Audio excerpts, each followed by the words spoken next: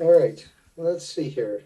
So I understand that I am required to officially call the meeting to order. So I wish I had a gavel. Unfortunately, I don't. So I hereby call the meeting to order. Yeah, and we'll say at 7:02, so we just have that for the record. 7:02. Okay. Niles, I want to remind you that we'd like to record all of the meetings. Yep, this is being recorded on 3 different devices on my end, so we should be good to go, unless something crazy happens. So, Hey, Peter, it's Lynn. Yes. If you've ever cracked lobster, you might have a gavel lying around the house. Well, or I can follow Mr. Khrushchev's example. I certainly have plenty of shoes.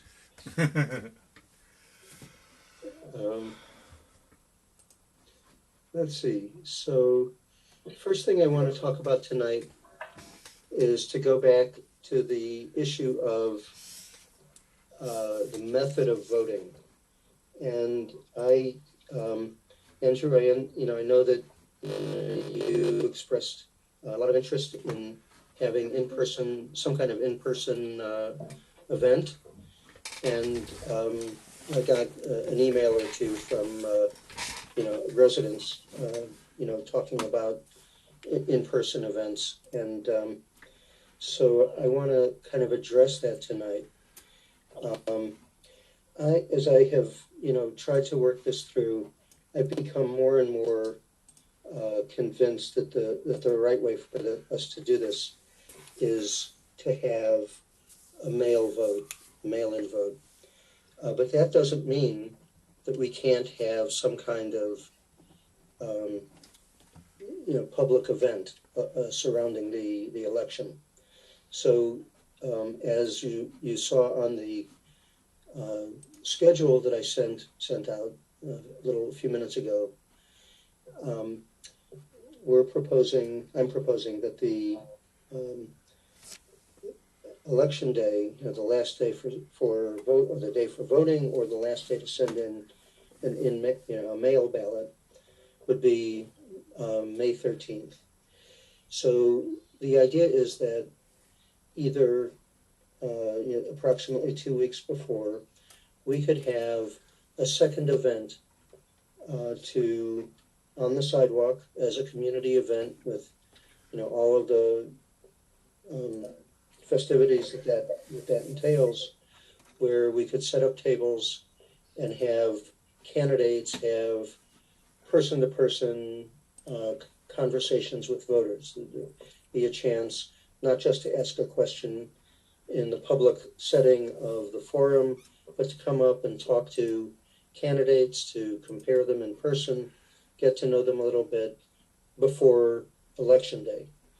And the second possibility is that we could have a mail-in vote, but we could have a drop box at the sidewalk celebration on May 13th, and people could simply drop their mail-in ballots into the drop box. We would probably want to do some kind of verification process before people put ballots in, but it's not absolutely necessary because in a mail voting process, each envelope would have a control number, so the service provider is perfectly capable of, in fact, only the service provider, because it's only the service provider that will have the list of what are the valid control numbers to appear on ballots.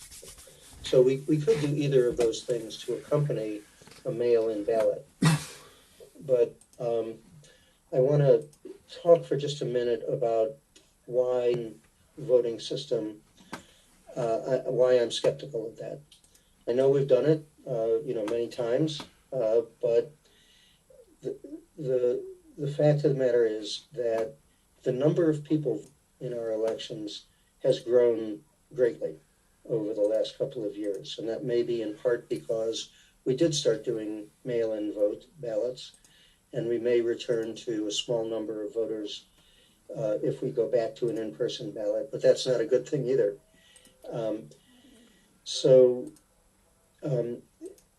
Just the mechanics of an in-person voting is going to be complicated. So if before, as appears to be the case, we had something like 100 to 120 voters, now in the last couple of elections, there have been over 300 voters casting ballots. And in one of them, it approached 400. So that means that we've got 400 ballots to accept, or 400 voters to deal with in the space of 180 minutes if we're doing a 3-hour sidewalk celebration. So if you divide, let's say, 375 by 180, you get approximately 2.1 voters per minute. And I'd suggest that it's going to be very hard for a committee, even with multiple ballot takers or ballot dispensers, to handle that. And let's see, so there are a variety of things that have to happen at the voting table when a voter steps up and asks for a ballot in an in-person election. First, the election committee staff member has to confirm the voter's name and address and check it on the voter roll. So he has to find it and check it. He has to hand the voter. If the voter is not on the voter roll, he or she still has the right to vote, and we must request an ID or some identification, a utility bill, a driver's license, whatever. Confirm that, and then enter the person on the voter roll. So that definitely is going to take some time. If there's no ID, then we obviously cannot deal with them, but we have to be nice to them and say, we hope that, if you just moved into the area, you have to go to the village office. We would like you to go to the village office and put your name on the voter roll so that next time you'll be able to vote, but it wouldn't be possible this time. So we have to record the fact that they voted in the voter roll, and we have to record the initials of the person who handed them a ballot.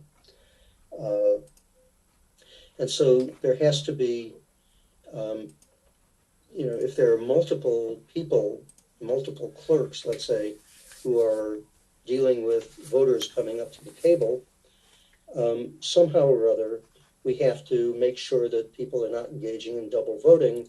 And so there has to be really a single unified list of people to make sure that, you don't go to, let's say there's an A through K and an L through Z, two separate lines. You could go through one line first and then go to the second line, say, oh, I'm in the wrong line, I'm sorry, but can you still give me a ballot? So there has to be some way to cross-check.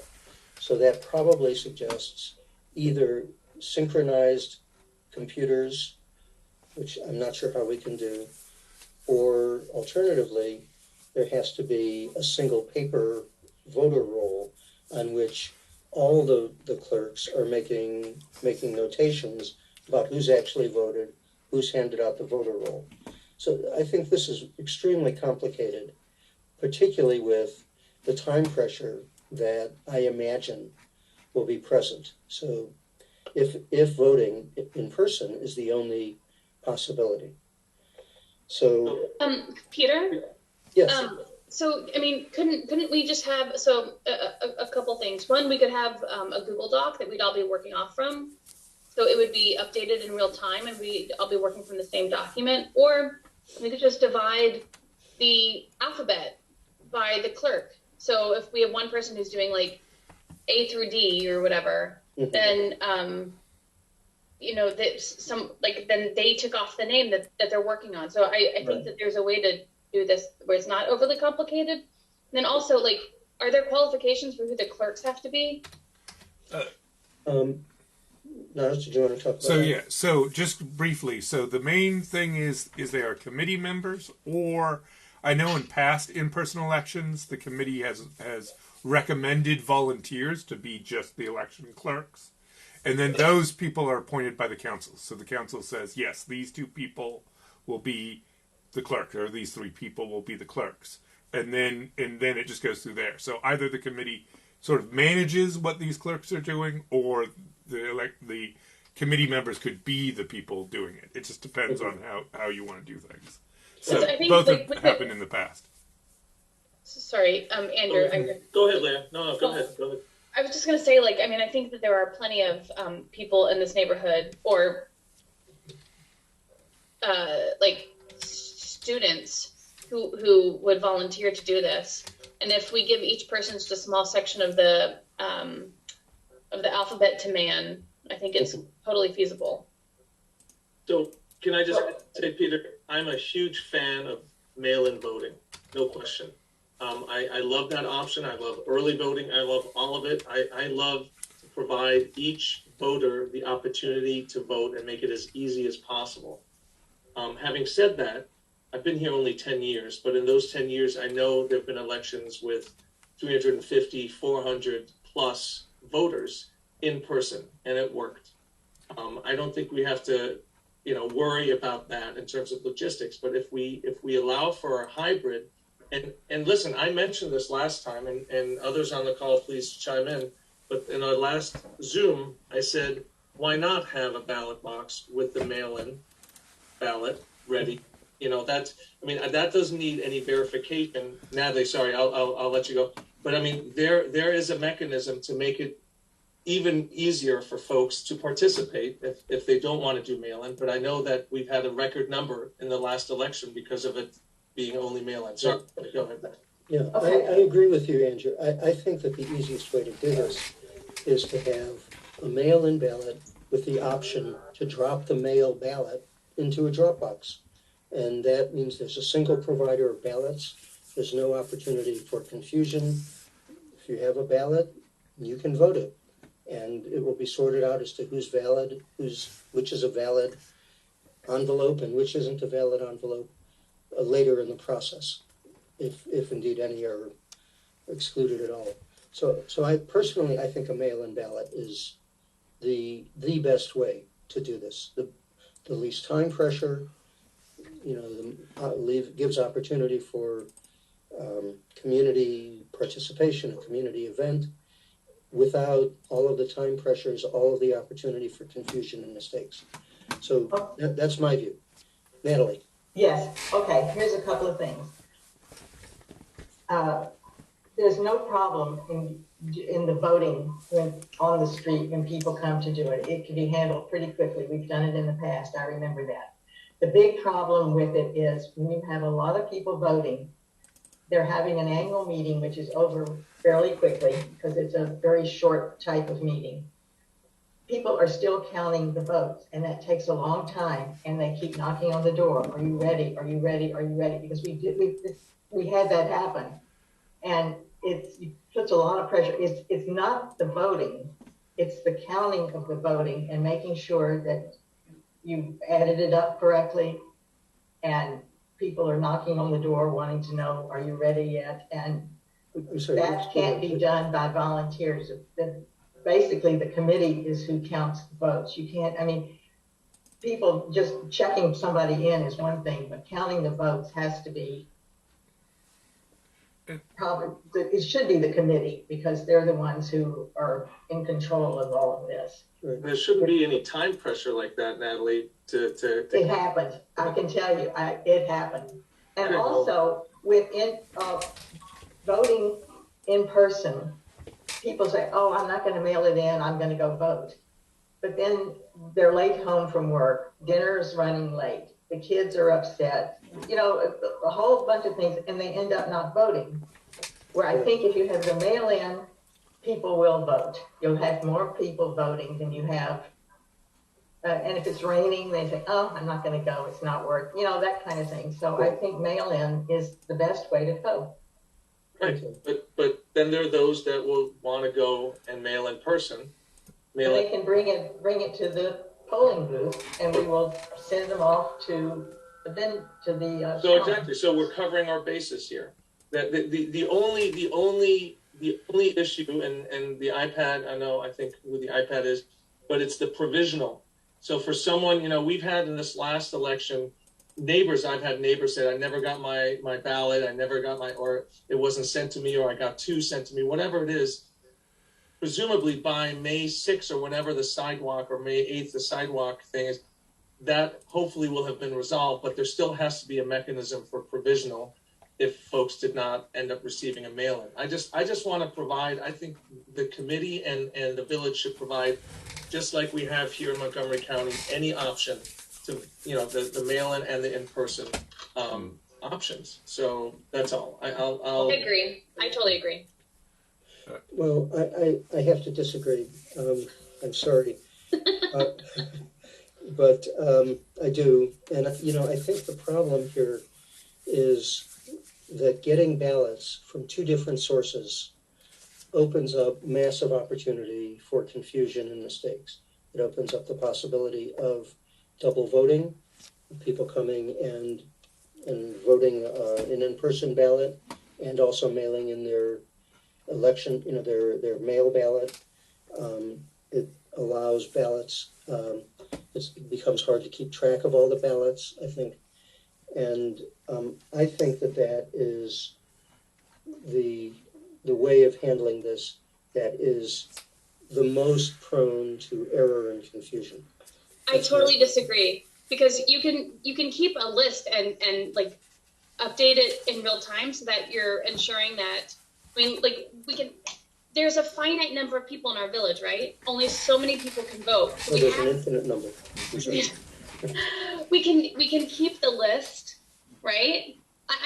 So for me, it just doesn't seem like that big a deal. I put on fundraisers for 500 people before, where I've collected millions of dollars at those events, and we're able to do it all. I mean, we have like a set of duties that we assign. Everyone knows what they're doing, and we all work like a well-oiled machine. And this, like we're talking about 400 people voting, seems very and there's a contractor, right? Yeah.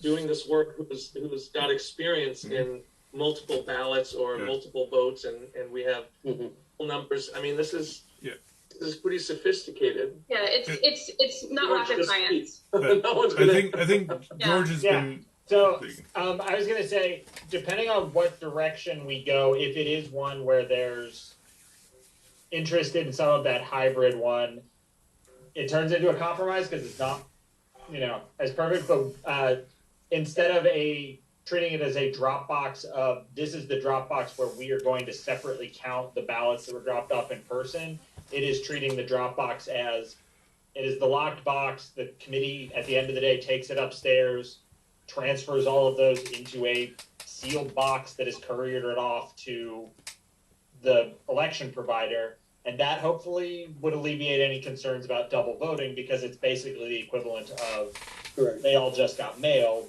on whatever day we're doing this. So that, it's you do still have you're kind of doubling up on some of the work, but it does have the benefit of, if we treat it that way and we're not counting at the office and counting wherever the election person is dealing with the mail-in ones, that eliminates all that. We just basically treat the lockbox as it's the equivalent of if we did it and just threw a party around the mailbox that's in front of the market, and just encourage people to come by and stick it in that mailbox and we'll party with it. So I think that's a perfectly reasonable solution that eliminates all of the problems of, control numbers being transferred from the in-person voting clerk to the service provider, the possibility for error in copying the numbers. I just think there's multiple opportunities for problems with two sources of ballots and, ongoing communication under the pressure of potentially hundreds of people voting. So I am completely happy with the idea of, we could do a mail ballot. I think it's a lot more work, it's less efficient, and there's opportunity for error. Much more efficient to just do a mail ballot. But I'm really opposed to the idea of a hybrid ballot, unless it's just dropping the sealed envelopes into a drop box, the sealed envelopes that they received from the contractor that are then forwarded to the contractor. I'm Yeah, happy I with think that. I would just add Andrew touched on this a little bit. I think that's the best approach. I think the two things we just have to make sure we do, they're not actually even issues. One is we just have to make sure when we're messaging to people, we're very clear of like, when you come down to the event, bring your ballot in its envelope. We need you to have your envelope with your voter control number. And we need to have a good provision for if people show up at the thing and said, oh, I lost it. My kid used it to clean up when they spilled their cereal, et cetera. Just that way we have the understanding that there are going to be people who show up and say, I need a ballot today. I would, since I would propose that we do the in-person version of the mail voting on the so-called election day, the day in which the ballots get forwarded. Because if we don't, then there's a problem of custody for the ballot box with the in-person, with the ballots sitting inside of it. Can't leave it in the village office because there's a chain of custody problem. We don't really know if it's secure there. The staff is not there constantly. We need to have a chain of custody. Similarly, if it goes to one of the committee members' homes, that presents a problem as well because there's only one voter there.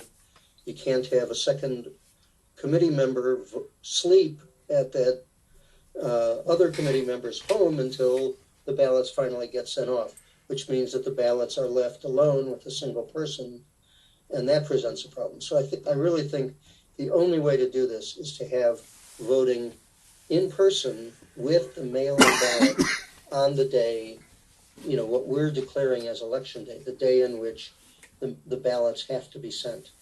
So if somebody doesn't bring their ballot and says that they're dog-ate it, I would say that's a situation where we can't do much. If they came in a few days before to the village office and said, my dog ate my ballot, that's a situation that perhaps we can address. But doing it on that very day is simply not feasible because it has to be the service provider that's going to mail the ballot to the individual. And that's not viable, on election day, on the day on which ballots are supposed to be postmarked.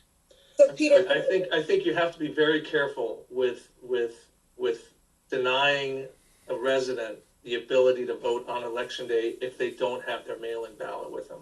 There has to be a provision for a provisional ballot that can have a control number that we're aware of to use Niles fill in. But I don't want to be sitting there telling a resident who never received it or lost it that, sorry, it's election day, you don't have your mail-in ballot.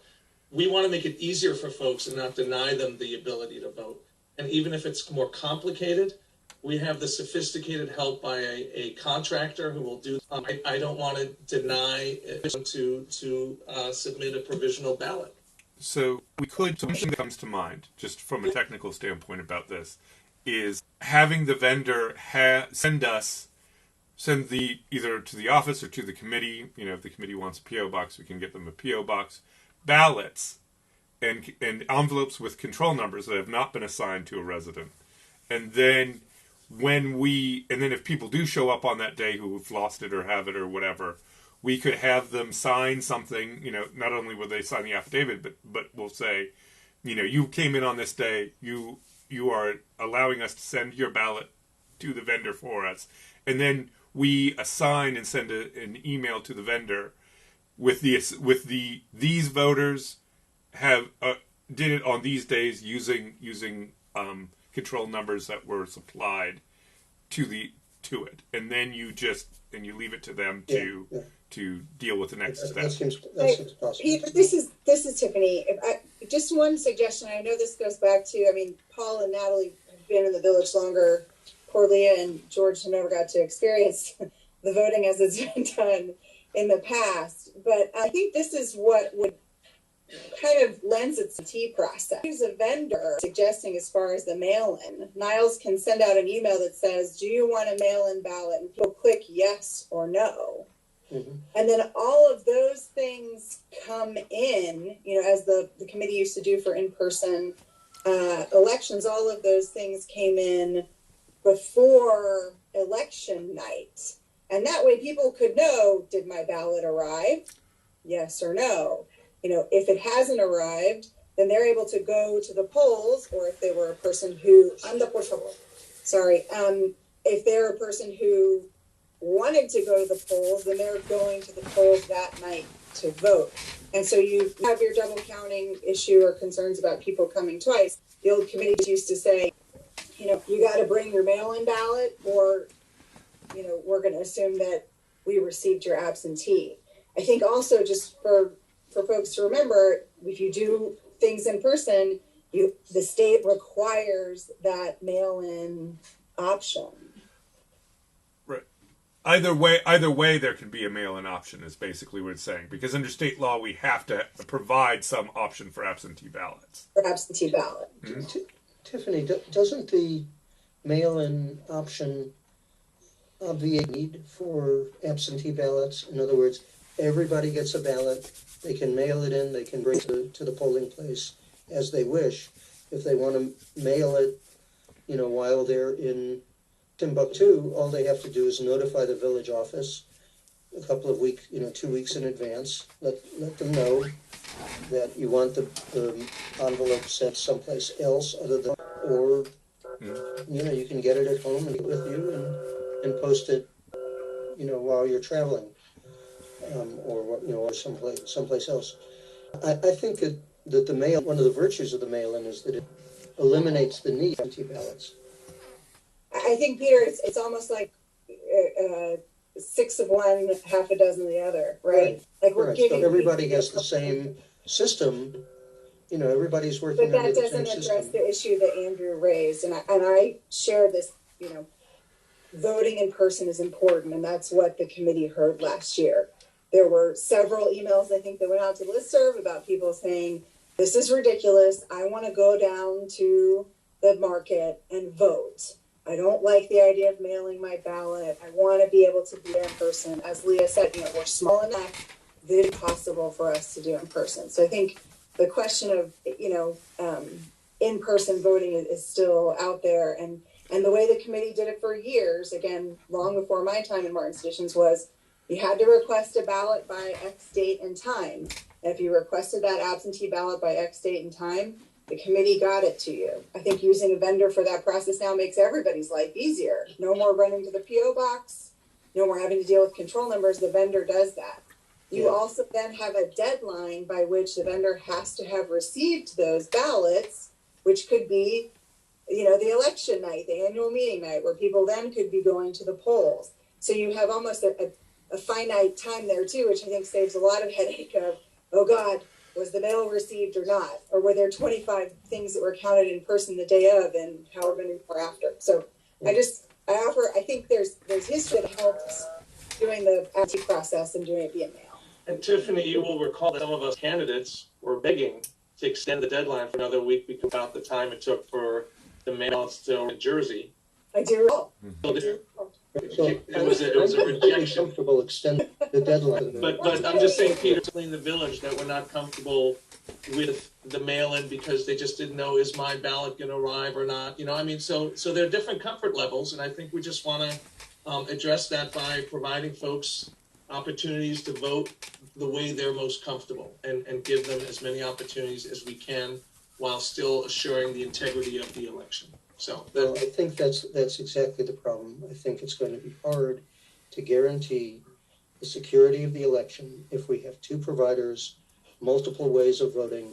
We have to coordinate. We have to have a mechanism, a reliable mechanism, to coordinate everything that happens between provider 1 and provider 2, or 1, 2, and 3. Is it clear two providers for this? What's that? Is it clear that it has to be two providers? Niles, can So a provider not do this?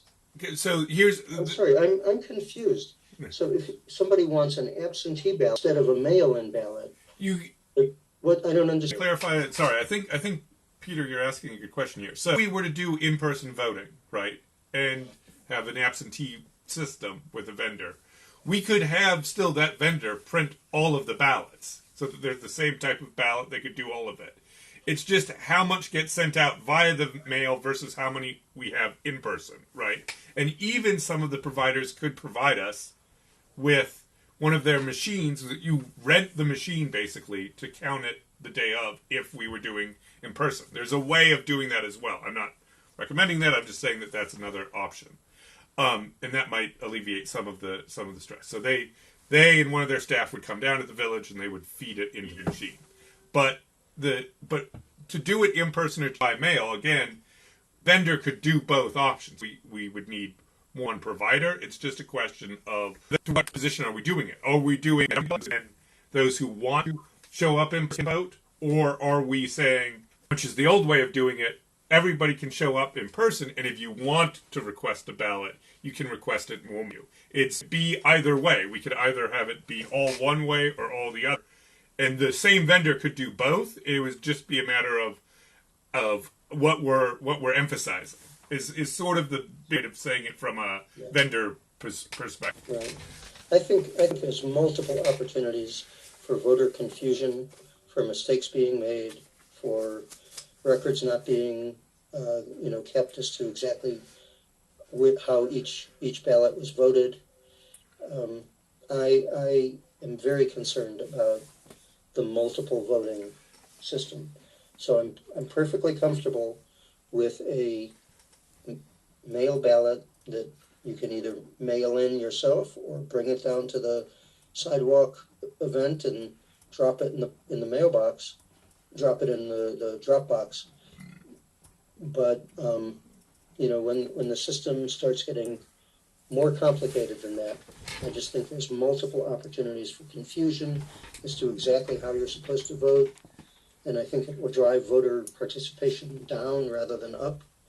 I think the virtue of mail-in voting is that it has produced a high level of voter participation because voting is so easy. So, in terms of, and that's my belief, and I feel strongly about it. Peter, I think what I would recommend, just because, it's been 30 minutes already, I think I'm going to guess, I know I can see two of them are on the thing right now. I have a guess that if we present just one, we're going to get questions from the council on what about the other options? What are the plus minuses? Have you taken into account those? So I think it might be worth kind of not tabling it, but saying, if we're meeting again next week, kind of breaking out the assignments of looking at some of the actual technical options for all mail-in. I think the way I would describe the two options Niles presented as a mail-in election with an in-person option, an in-person election with a mail-in option, and then I don't think you can't do just an only in-person one, but it might be worth taking some of that offline and kind of looking at, okay, what exactly would this entail? Is there a way to do it that alleviates some of those concerns? Are those concerns there? And then it becomes a policy determination of, is it worth it because it potentially increases things? But that way we could be speaking more concretely as opposed to a discussion of them in theory. That way we can kind of look up what those options look like, talk to Niles and get sense of, okay, based on the vendors we saw last year, there would be vendors who can do it this way, that way, and come up with kind of some draft language so we can at least say we've covered all the bases, we've looked at everything, and have answers if the council did have a question about why didn't you consider doing this kind of in-person, whatever kind of thing. It's Paul Weller. Let me ask a stupid question here. Why can't we produce a master list in alphabetical order of qualified voters and then ahead of time, the ones that are mailed in can be checked off of that master list, and then on site, the people who bring their ballots can be marked off there. So just with the same list. Why can't we do that? We could do that. We could do that. I think that it leaves room for double voting. We cannot be absolutely confident that the vote is right. So if a mail-in drop-off, where you drop off your mail ballot, it gets sent to the vendor. The vendor has all the ballots, and the vendor can count, can see exactly who voted and who hasn't voted. The votes the ballots will come in and be marked, appropriately. Peter, it's the committee's responsibility to gather the ballots and provide them to the vendor, and so it's our responsibility on the committee to make sure that there isn't this double number of ballots. I don't understand, why can't we just have a master list and check them off when we get them? Because and that goes to Leia's point of, like, even if it's a Google Doc, but a live doc where you can check it out. But this is why we have a vendor who ultimately, I mean, these vendors, they do county-wide elections or statewide elections. They can handle the Village of Martin's additions and making sure that there's not double voting, or they can do it probably better than we could. And that's why we hired them for the mail-in vote. So I just, and also just to the point, Peter, the confusion, I mean, I don't think, there was confusion for the mail-in only last year. I recall people having questions, not understanding. We had ballots without signatures on the back, and it was pretty straightforward. It said you need to sign the back of the document and date it, whatever it was. I don't think that's an excuse, and I don't think it's that confusing to figure this out with an option that provides for additional opportunities for folks to cast their votes. And that's why we hire and retain a vendor who's a professional at doing this. So, well, every jurisdiction that has an election has to make a decision about how people are going to vote, where they're going to vote, what they're going to do, and then it has to operate that system. So it's not like by choosing one system over another, we are denying people the ability or the right to vote. We're denying them the right to go down to the table and mark it right there in public. But they can vote in public if they want to. They can drop their ballot in the mailbox. We are not denying anybody, and we are providing a higher level of security and assurance that the ballot is going to accurately reflect the way people vote and not result in double counting, lost ballots, all kinds of things.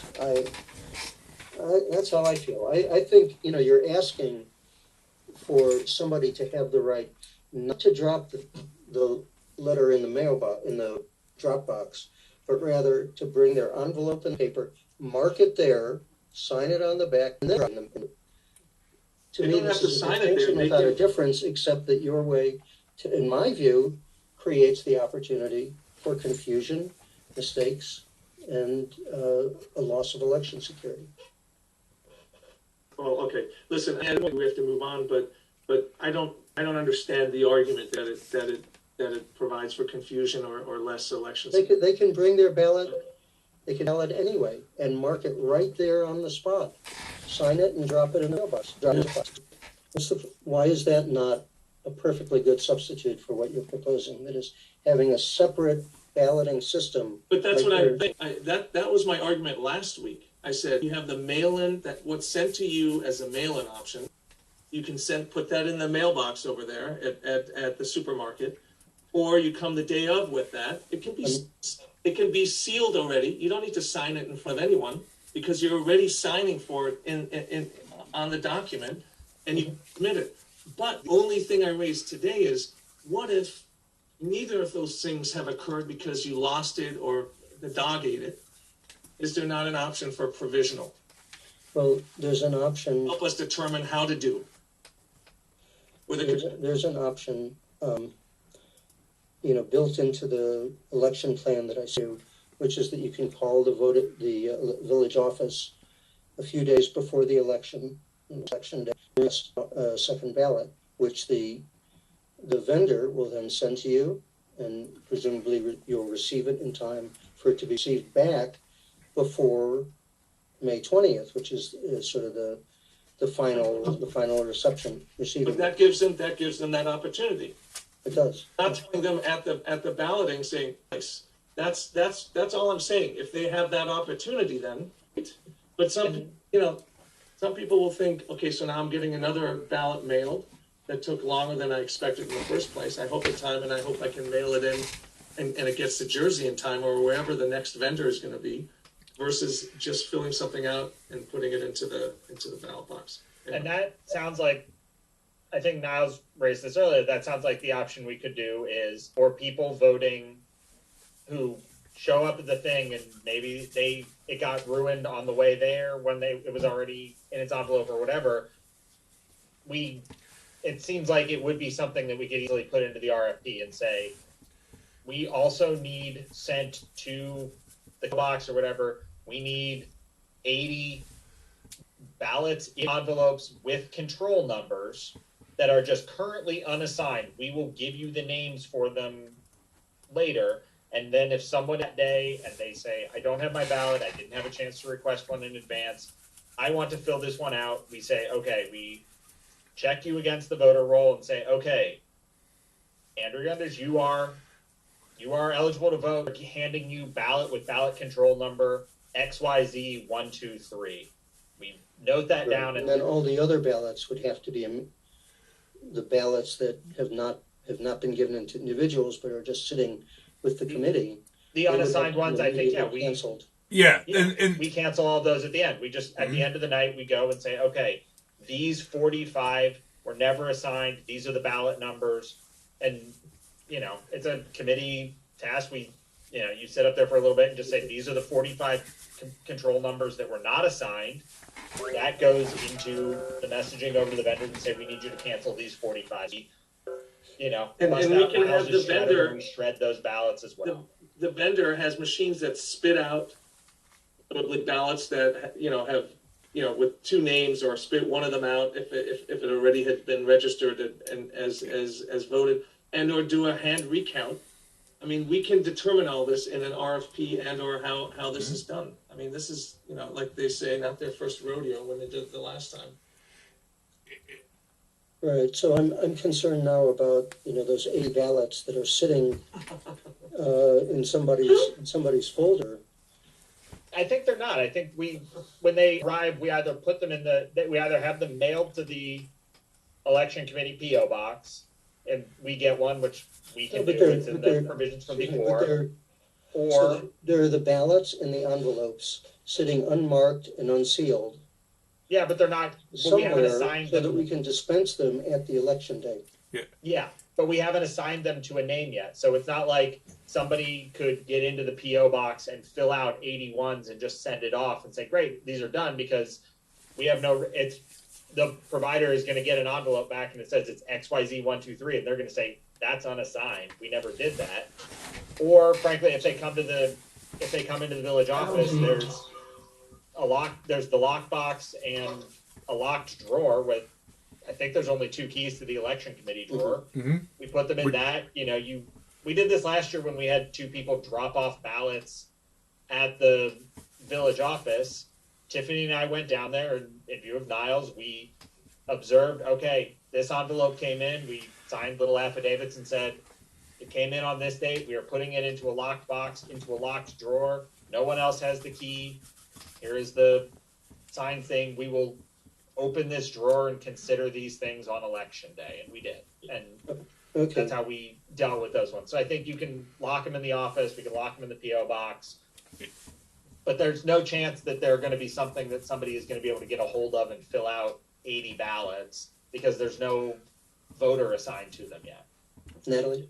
Is it possible? It just seems to me that we have made a basic, simple thing so complicated. I agree with you, Natalie. It is totally, to me, just totally off the rail. We either do one way or we do another way, and that's it. Why can't we vote? And you have absentee voting. That's people requested an absentee ballot. That's one thing, and everybody else wants to go to the sidewalk and vote. Let them go. Then we can do that. It's just become too complicated. I'm really concerned about that complexity. Most of us on this committee are beginners at this. We haven't done this before. I know that you've been on the committee in the past, Natalie, and I know that George did this last year, but I think there's lots of room for mistake here. And I would prefer a simpler system. And I know that, for those voters who lose their ballot 2 days or 3 days before the election and choose not to contact the provider and say, or the committee, and say, I want a new ballot, which could be gotten to them in time. But their goal is to come down to the village sidewalk and vote there. That's the only thing they really like. And we have to provide that to them with all of the complexity and risk that involves. I think we don't have to do that. And I think it'll just be a few people at the very most.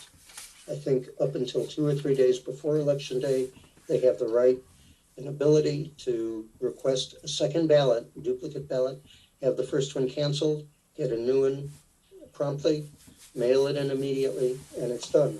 It's for that very small number of people that are going to lose their ballots 2 days before and say to themselves, gosh, I don't want another mail ballot. I want to go vote in person. Well, if we have, We're introducing a lot of complexity. when we used to have strictly going to the bowling booth, you want to call it, in front of the village office, so we weren't sending out ballots. There were no mail ballots involved in that, except those who had requested absentee ballots. And for the absentee ballots, we had rented a post office box here in Chevy Chase. When 2 of us would go and pick up the ballots that came in. So when people came to vote, the people that came to vote at the village office had not had anything to do with the mail-in ballot. They just came and voted. If they were new to the neighborhood, they came with some proof of they lived here. Mhm. And it truthfully, it worked out very simply, and we didn't really have problems. Okay. The only problem was if you had a huge number is getting it all counted in time for, Right. but it can be done. It's just, people have to just be a little patient. Can we have an option, a series of options at least, and vote on them as a committee? We spent 45 minutes on this. We're getting nowhere. That's true. We're getting nowhere. All right. Well, so I would propose let's vote on the proposition that Andrew and George have suggested. That is, it's a mail-in ballot. We will have a sidewalk celebration on Election Day. People can come, put their ballot and envelope into the drop box, which would then be forwarded to the provider, or alternatively, at the drop box, we can provide them with a new ballot and envelope and immediately send an email to the provider and say, we're canceling the ballot for this person. And now, I don't know, it seems really complicated to me. There's going to be a mistake in here. Somebody's ballot is going to be incorrectly canceled. Anyway, so have I stated the proposition correctly? George or Andrew? Yeah, like I said earlier, I think there's functionally 3 options. It's all mail-in. It's mail-in with the option for voting in person if you want to bring things down and drop it off, and we'll figure out how to make that work. Or it's, as Natalie described, it's in person with the option for mail-in, where if you want to be able to mail it, you have to actively go through the process of requesting a mail-in, and it is assumed if you didn't request it, you're not mailing in. So yeah, it sounds like, Peter, you're asking for a vote on the second one, which is we're mailing everyone a ballot, and then if people want to drop them off in person or vote provisionally in person, we'll figure out the process for what exactly that looks like. Okay, so there's 3 options. Complete mail-in, to drop it in a drop box on Election Day. Number 2, complete in-person, just the way we've done it for a long time. And third, the option where everything is going to be done by mail, except that you can drop it off. And if you've lost it, you can use a ballot that we have ready for you to use at that time, canceling your prior ballot. Okay, I'm voting for, so let's put it to a vote. I move that we vote on this. Okay, so option one is an all mail-in ballot. And that gets my vote. Anybody else? I'm supposed to say, any seconds on moving to a vote? I second. Thank you. Okay, so option one is a mail vote. Option two is a completely in-person vote with absentee ballots. And option three is the mail-in vote with this addendum of the people whose dogs have eaten their ballots can request a special one in person on election day. So number one, an all-mail ballot. Number two, in person. Number three, the quasi-hybrid. Ready? Questions? Okay, mail ballots. Who's voting? Who wants to vote for a mail-in ballot? That gets my vote. Option two, an in-person ballot. No mail-in ballots. Just a very traditional election.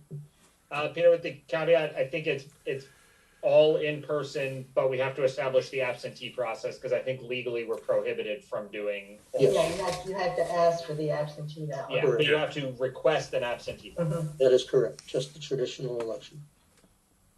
Okay, any votes for that? I'll vote Yeah. for that one. Okay, one. Okay, and number three, the quasi-hybrid, where everybody gets a mail-in ballot. You can drop it on a drop box on election day. And if you have lost your ballot in the few days before the election, we will have a ballot ready for you to vote at that point. 2, 3. Okay, so that wins. Okay. All right, so that's how we're going to do it. Good. That was really important to get that done. All right. So I think that what I'd like to do next is talk about the schedule of events in the election. And so I'm going to call up the email that I sent you recently. Peter, do you want me to just to share? Is this, you want the document, the election rules and procedures, or the timing one that you shared last week? Like, let's see, I sent this 2 hours ago at 5:52 p.m. So it's an email that I sent to the village as well as all members of the committee. So I can share my screen. Yeah. Here, let me make sure you can do that, and then I'll do that. Okay. Advanced sharing options. Okay, and then go close, and then I'll make sure. Okay, so try to you can share your screen now. So. Oh gosh. Okay, let's see. So I need to be on the. Yeah, go on that, and it should be share screen should be lit up there for you. Okay. I will double check to make sure. Okay, good. is that being shared? I don't see it. I don't see it right now. Oh my gosh. Share. Okay. Open system preferences. How about that? I don't see it yet. Peter, can you just send if it's in the email? Can you just resend it to me because I'm not sure I got it and I can share it. Okay. And then we can do that. Yeah, I don't think Niles was on that email.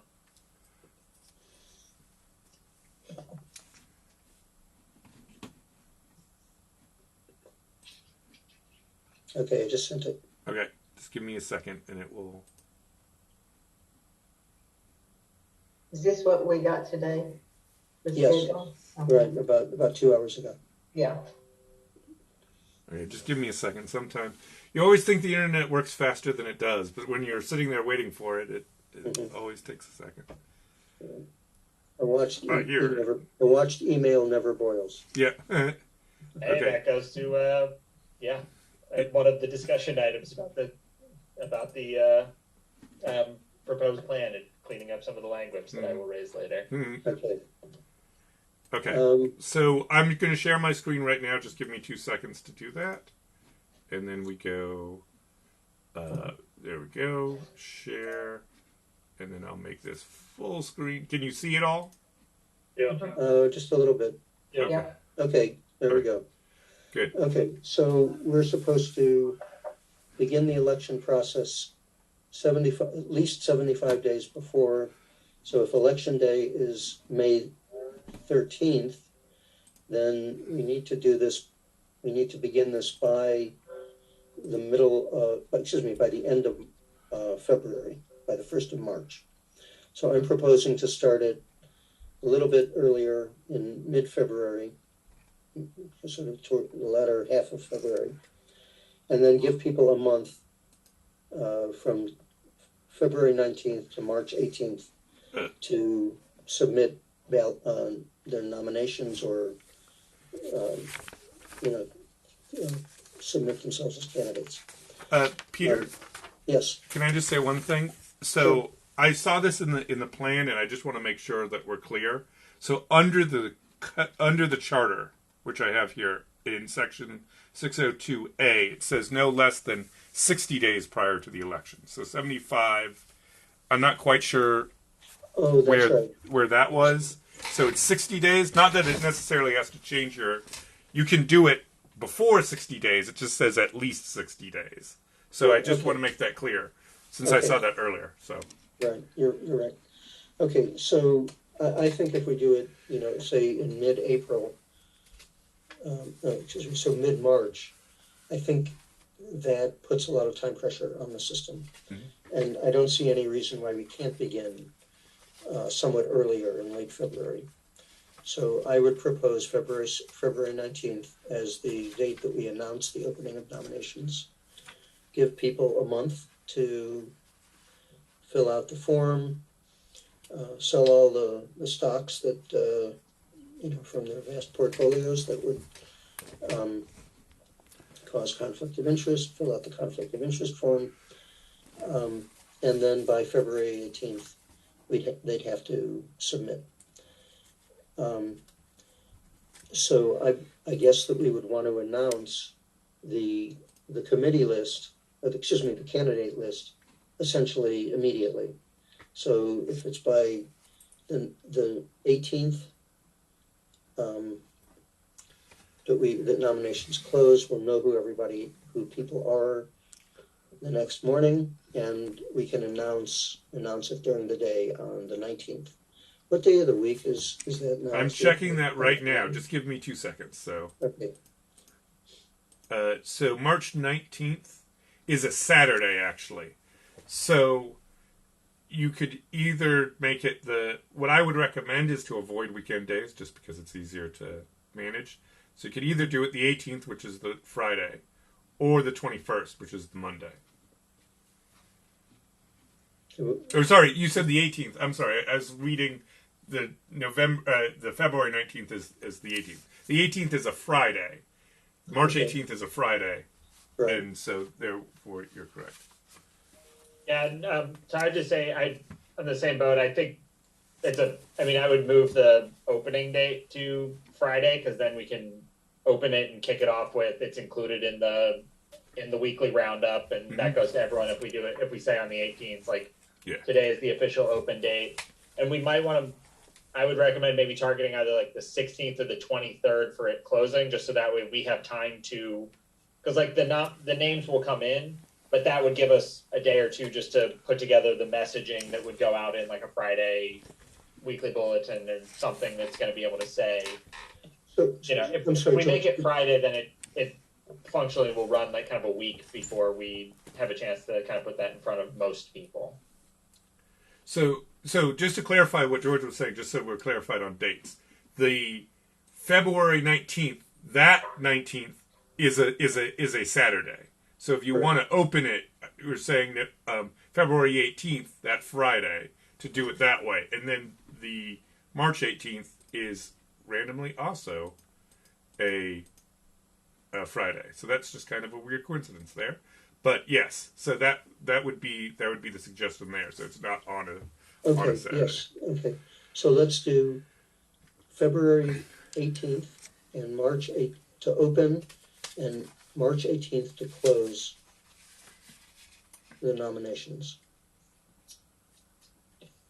So I would actually, so I have two things. One, I would actually suggest moving the close date off of a Friday, because if it's at 6 o'clock on Friday or 11:59 on Friday, that's one where if we're handling processing stuff, that is a little more difficult. Or if we say, you know, it's coming in, I know this happened last year where it's, if something comes in at 11:59 on Friday night, we probably don't see it right away because it's pretty late. If we do it, Right. if we I make tried the to- nominations close on, How about Wednesday? yeah, like Wednesday, March 16th or Wednesday, March 23rd, it's the middle of the week. It's more like, and we're more likely to be able to kind of have a couple of days to get something ready to queue it Okay. up. Why not the 17th? Also fine. Okay, I'd propose the 17th to give people just a little more time to do so that's slightly less than a month. And and then we announce on the 18th. well, so that actually was the other one I was going to ask, because I had noted this in the election plan document, but this might be a good time. Admittedly, I don't know how it's happened in previous years, so I don't know how much this comes up. But last year we split the nominations have to be in by this date, and then we gave everybody a week to turn in their candidate statements and their conflict of interest forms. And I think the idea behind that was, one, it meant if somebody nominated you the day of, you weren't scrambling.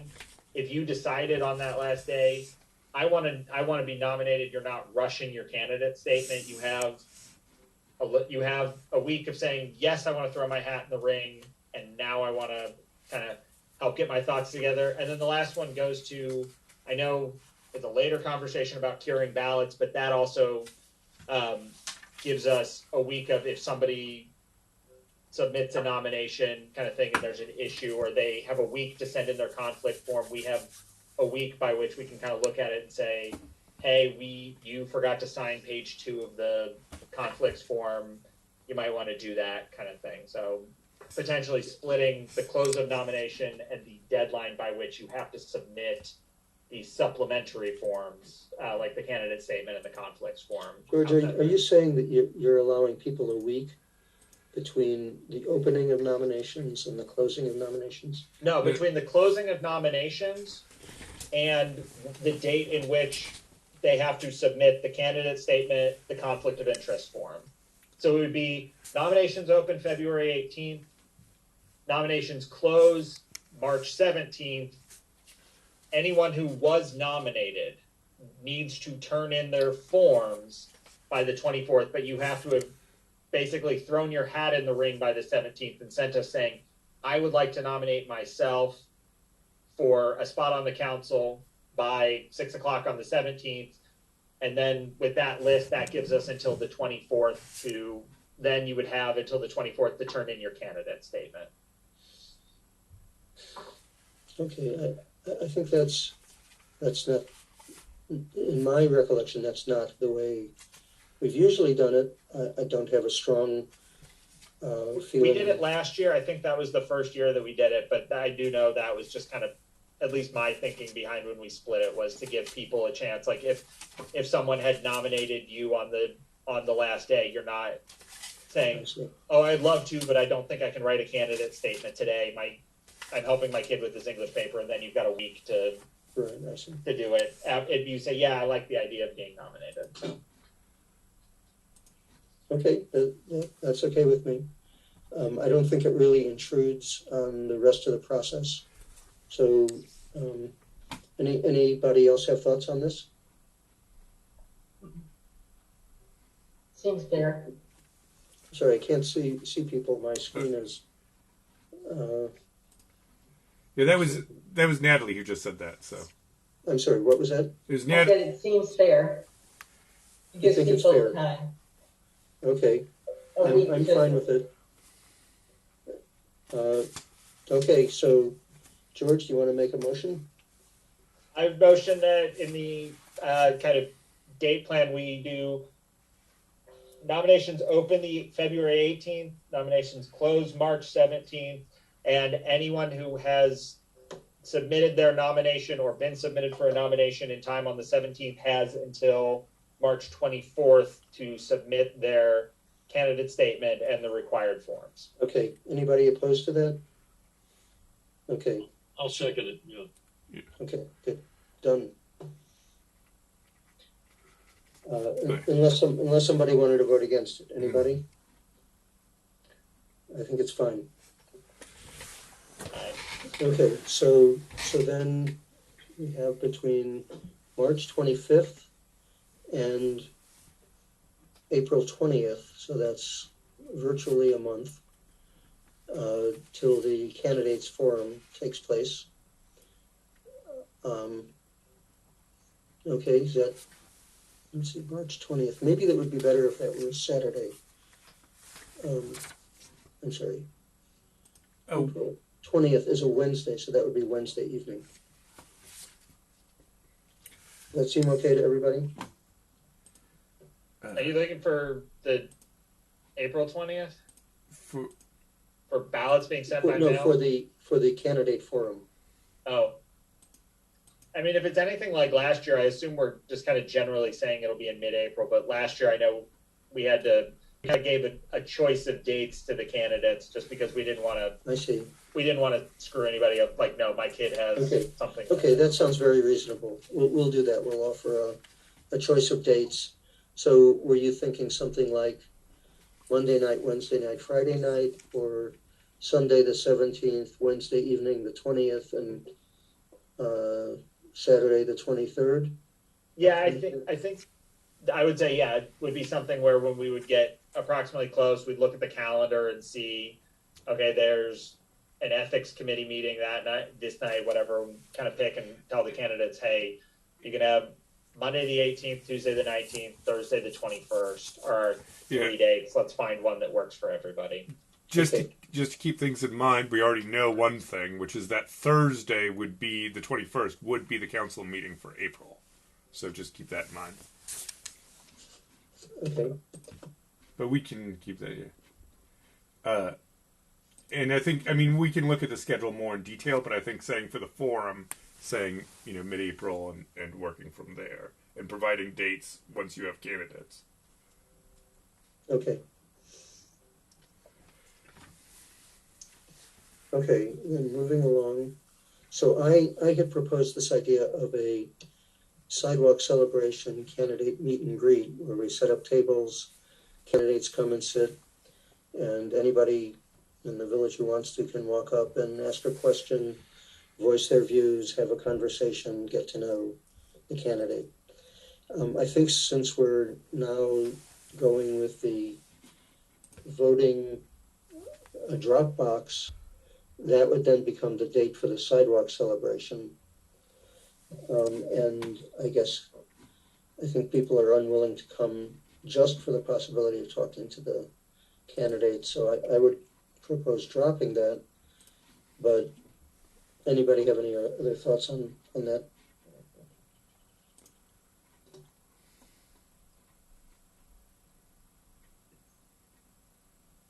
Okay, I guess that means no thoughts. So May 6th is a Friday, by the way. Yes.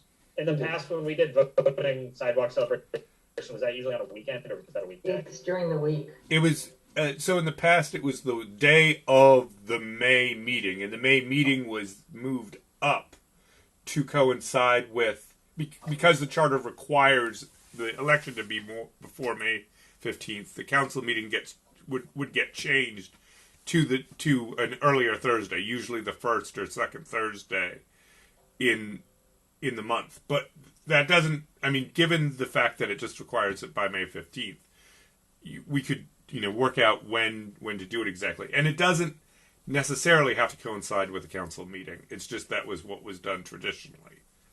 Just putting it out there too. And the council usually is flexible in May, with that would be, let's see, the 19th would be the regular. So then we would move it to the 12th. Right, so you could do it like the 12th. You could do it, you could do it the 12th or something like that. I think the 12th makes the most sense if you wanted to do it on a Thursday. But that doesn't preclude doing the celebration on the sidewalk / election day on a Friday. It's just that that's traditionally how they've done it. So there's also an annual meeting.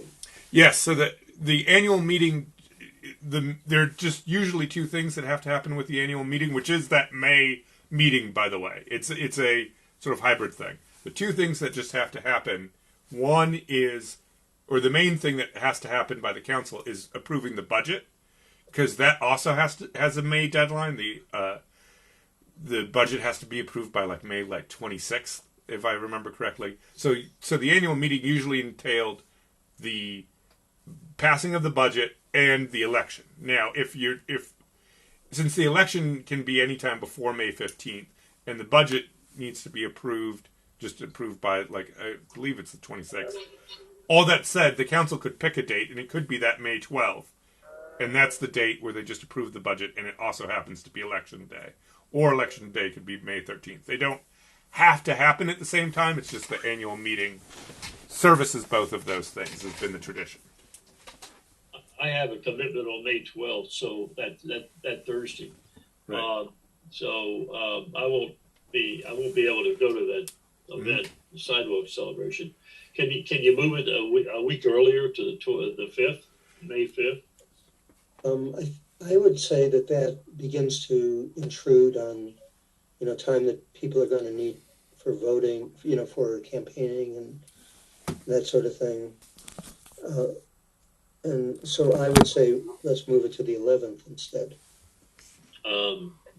That's a Wednesday. I have a DC Fire Board meeting that night. Yeah, I mean, me too. Chase Fire Board. Natalie and I both. I see. That week is really, unless it's Tuesday, that week is off limits to me. Okay, how about the 10th, Tuesday? The 10th's fine. Okay, I'd say let's do it on the 10th. Just Is that okay with everybody? Is this May 10th? May 10th, yes. It's fine. So just to clarify, because I want to be clear on dates and things like that, would this just be, so the celebration of the sidewalk would be May 10th, would we still make the postmark date, the mailed date, the 13th, or would we make them both the 10th? Because if it's the 10th... I think the problem is the chain of custody with the ballots that we're going to have. And so I think we want to have the postmark date be the same. So we get those ballots in. We, as a committee, we open them up, look through them to make sure there's nothing obviously fraudulent or incorrect, and then put them in a courier envelope and send it by courier to the service provider. So that would be the same day. Okay. So any problem? No, I don't think it would be. I'm just checking back because, of course, if we're saying that's then election day, we just have to work backwards to make sure all our dates are correct, which I think we are. But I'm just working that out right now. So okay, continue. If you could sort of I'll do that math. That would really be helpful. Okay.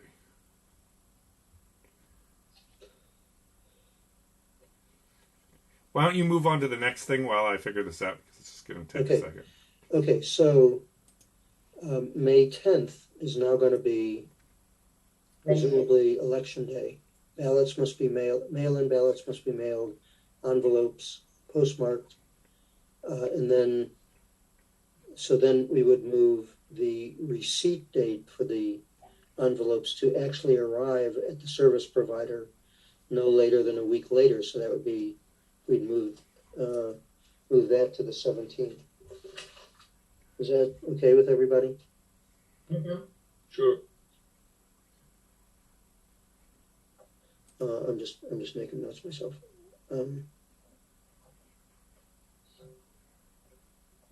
So 5/17 is the receipt date.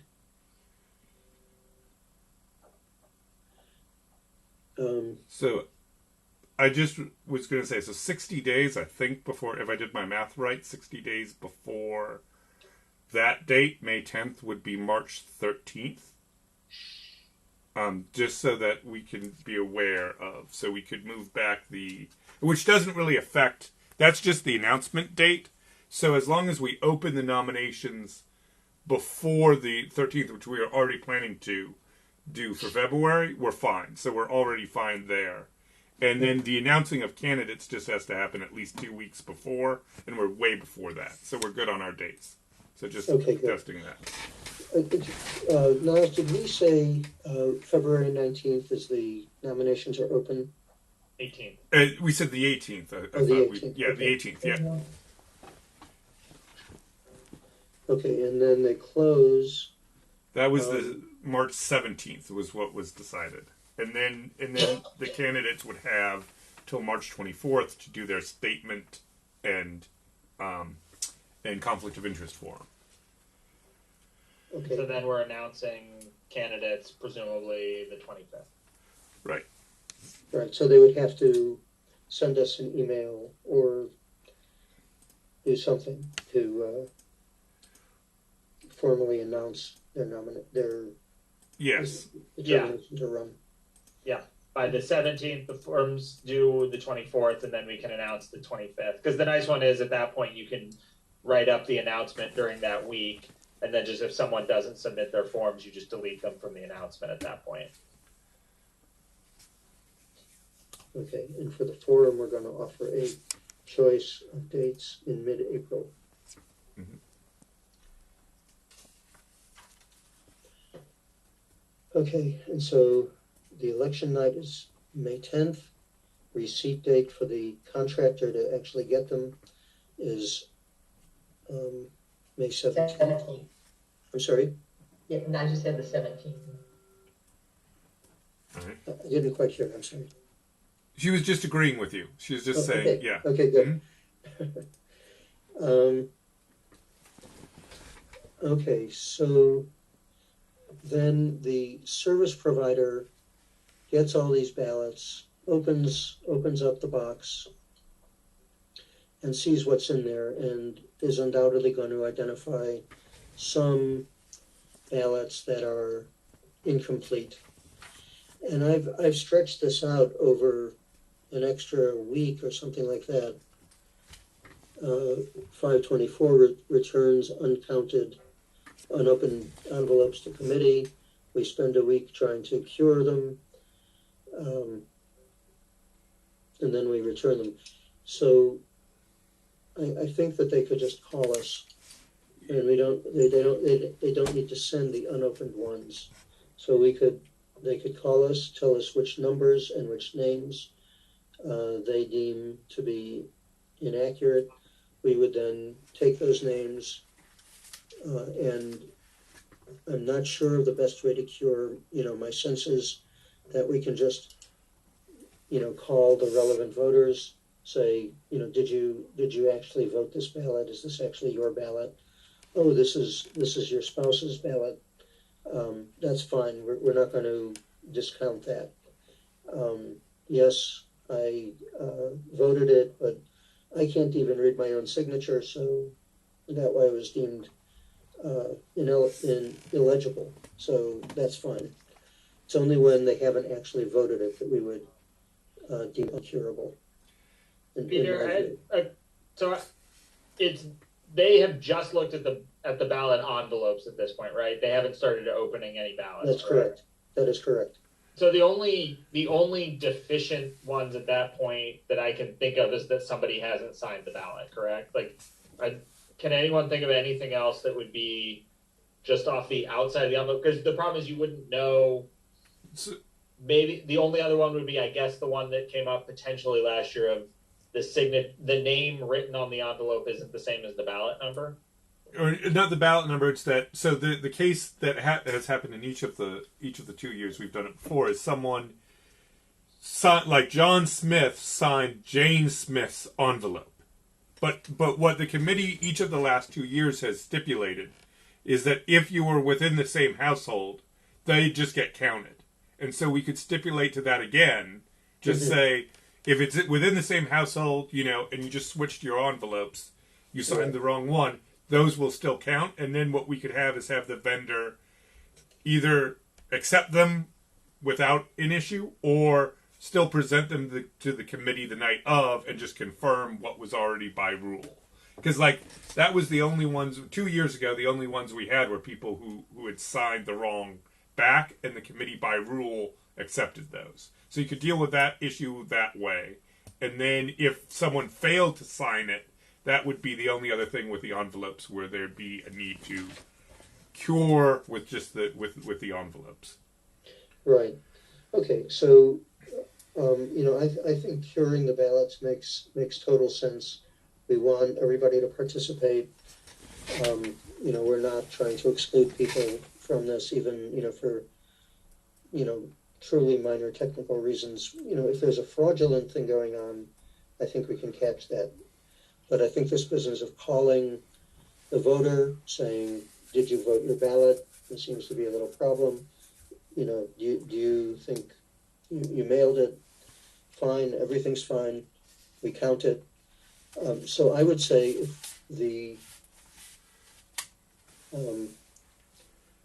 election provider, the service provider, is supposed to receive all of the ballots by May 17th, let's give them 2 days. Right? Let's say 5/19, they would open the ballots, open the box, determine which ones need to be cured, and then call the committee, and we would then have, I would say, 5 days, five business days to, no, let's just call it a week. So from 5/19, that would then go to 5/26. This is Tiffany. I have a question. So you're proposing to not do this online with the vendor next year. You're proposing that the committee would be in receipt of ballots voted. They just wouldn't do it, immediately. We would have this little period for ballots that strictly, technically don't comply with the requirement of the affidavit to be cured. If we can possibly cure them, that's what we want to do. But, this thing says service provider would return the uncounted or invalid unopened envelopes. So you're saying that you'd be in receipt Since of they're people. unopened, the ballot is sitting inside the envelope. But I have come to realize since then that there's no need for all of this shipping back and forth, that we can do this by telephone or email. Or via Zoom. You could show, the vendor could show you specifically the issues, and then you could see the actual envelopes. Yeah, So I think. I'm sorry, go ahead. I was going to say, anytime we're getting into something with curing, I agree. It's a very admirable goal. We want to make sure if people have mailed in their stuff, it's getting counted. We're not discounting for technical reasons. I think that's just one where we're going to have to be really prescriptive from the beginning around what exactly that process looks like. Like, as a committee, are we just calling them? Is someone, if we don't hear from them after the first day, does someone stop by their house and ask them? What are we asking them to do?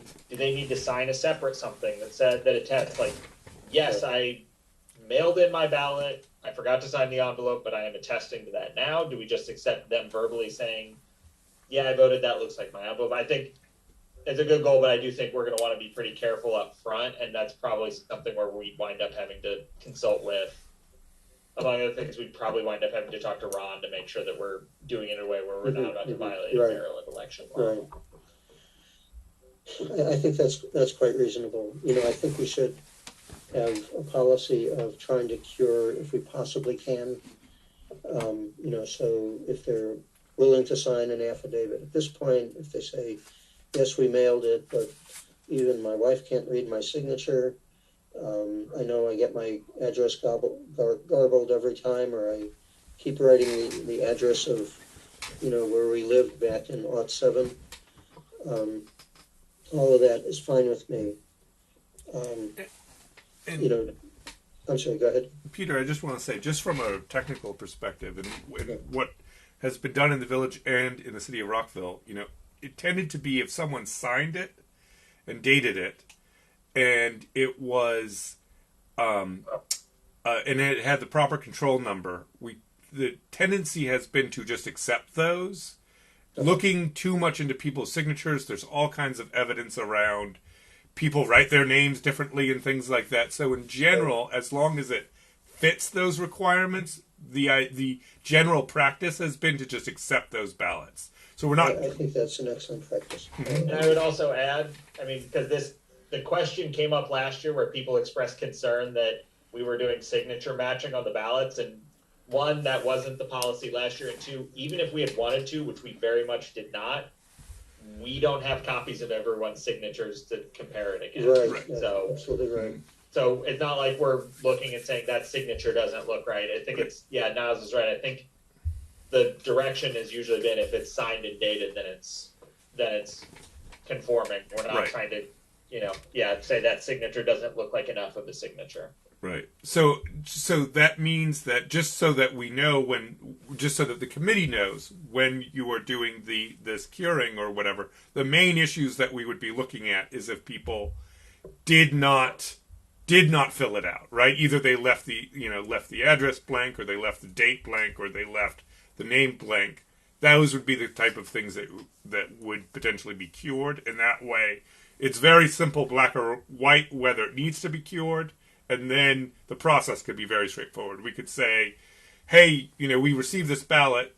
The committee is asking you, is this your ballot? Did you did you sign it? And then have them sign an affidavit saying, or did you intend to sign it and saying, oh, I forgot to sign it, and here's my signature attesting that this is my ballot. And that's all, that makes it very clear. There's a very clear standard for what the committee is doing. And then two, the resident clearly knows that the only issue that we're interested in is if people failed to fill out the affidavit on the envelope. Okay, I that sounds good right now. I think that I haven't thought sufficiently on what could go wrong. I've talked to people who've been involved in this before. So for the moment, I'm willing to agree to that. But I think I think it's a little premature making exactly that decision. So I'd say yes in theory, but let's give that more thought, before we tie ourselves to it. Is that okay? Yes? Yeah. No, I just wanted to give you the understanding of the history and of what I understand as sort of good practice with these things. So you can certainly think on it more, but I wanted to present that to you. Okay. Good. I can think on it all I want. Yes. Great. Thank you. All right. So basically, we're going to go through a curing process that will take, I would say, 2 days between the time the service provider receives the ballots, opens them, and sorts through and finds the ones that. So if 5/17 is the receipt date, then 5/19 is the day that we should plan on talking to them about, is there anything that needs to be done, because there are ballots that might be curable, that are currently not votable, but may be curable. So then we give ourselves a week to do that, so we can run around and talk to people and get signatures. And then we can call up on the 26th, call the provider and say, okay, we are approving counting ballots number 1, 2, 3, 4, 5 and 6, 7, 8, 9, 10, but not the other two, or the other 20, whatever it is. So then forgive me for just a moment, that's by the 26th, then by June 2nd, that would be vote counting day. Does this sound right? Would you want to do it earlier? I mean, I guess because you were saying that it would be the 19th. The 19th would be the day where they're checking, and then you have a week, right? Was what you were saying? So I'm just trying to understand. Yes, that's correct. So the 19th, we would talk. They would show us the ballots that they think are questionable. We would then have 1 week, including a weekend, to go around and talk to the offenders and then approve or disapprove by the 26th. And then, I'm sorry, let's see here. So the only thing that I wonder is, I don't think you would need a week from getting the responses back from residents, or having them sign the affidavit for them to count. You could do it as easy as a couple of days, or even the next day, depending on what the vendor needs. I mean, each of the last 2 years we had, I think there's a question on like 6 ballots in 2020, and we had like 4 ballots, I think, that there was questions on in 2021. So we're not talking usually about a high number of envelopes that need these questions. So it's one thing if we have 5, let's say, I'm just throwing out a number. If we hear back from all 5 of those people by the 26th or whatever, the vendor the next day, you could have the vote counting the next day or a couple of days. You don't necessarily need another week, because usually the numbers aren't that much. I agree with that. So we can do it on, if we speak to the vendor, the committee speaks to the vendor and says we approve of these and we disapprove of those. Then by the 27th, we can have a vote counting with all of the ballots at that point are waiting unopened to be counted. The vendor then goes through the process of opening them, counting the ballots, however they do that. And we have a result by the close of business on the 27th. I mean, Does that sound right? Yeah, can I just say, I mean, I think Don's pointed out, but I mean, last year we only had a couple, and I don't see any reason why we couldn't run through the notification to the vendor on the 26th and say, okay, the 26th is vote counting night. We will have completed our efforts to secure ballots no later than 5 p.m. Vote counting starting at 6 p.m. on the 26th, and we just, we can notify the vendor. Like Niall said, last year we had 5 ballots, and I think the year before it was 6. Like, it's not, they're professionals, they know what they're doing. It's not going to be a hard lift for us to be able to tell them, okay, you've got the boxes, the 5 that you pulled out that you showed us last week, 4 of them add to the accepted pile and 1 add to the non-accepted pile, and then let's just rock and roll and start counting on the 26th. Okay, sounds good. Just because I think we want to stay away from Friday night in case any of the, like I said, more family commitments. That's a Friday leading into a 3-day weekend, which I can't imagine a lot of people are going to be available. And it's also Friday runs into potentially some religious religious stuff if anyone is observing the Sabbath or anything. Okay, that sounds really good. I think that makes sense. And then I guess if we have a vote counting on the 26th, we should be able to announce the vote, let's say by midnight on the 26th. Mm-hmm. That sound right? Yep. Good. All right. We file a report with the council and we go on vacation. The only other one I would raise, I think I flagged this in the doc, Peter, is, and this might be on the agenda for charter discussion, is we might need clarification from the council because it technically says like a runoff has to happen within 14 days of election day. And we might want to try and get some clarification because if election day is the 10th, then we don't have enough time we're counting votes after that 2 weeks tolls. And so we might want to try and get clarification that we're counting the vote counting day is 2 weeks from counting the vote until we have to have a runoff if 2 people tie. Okay, so the problem, I guess, is the week that we need to make sure that well, if we're going to send this by courier, we for sure. Oh no, that we're just going from the 17th. Yeah. We're just doing it all virtually so that we can get the answer.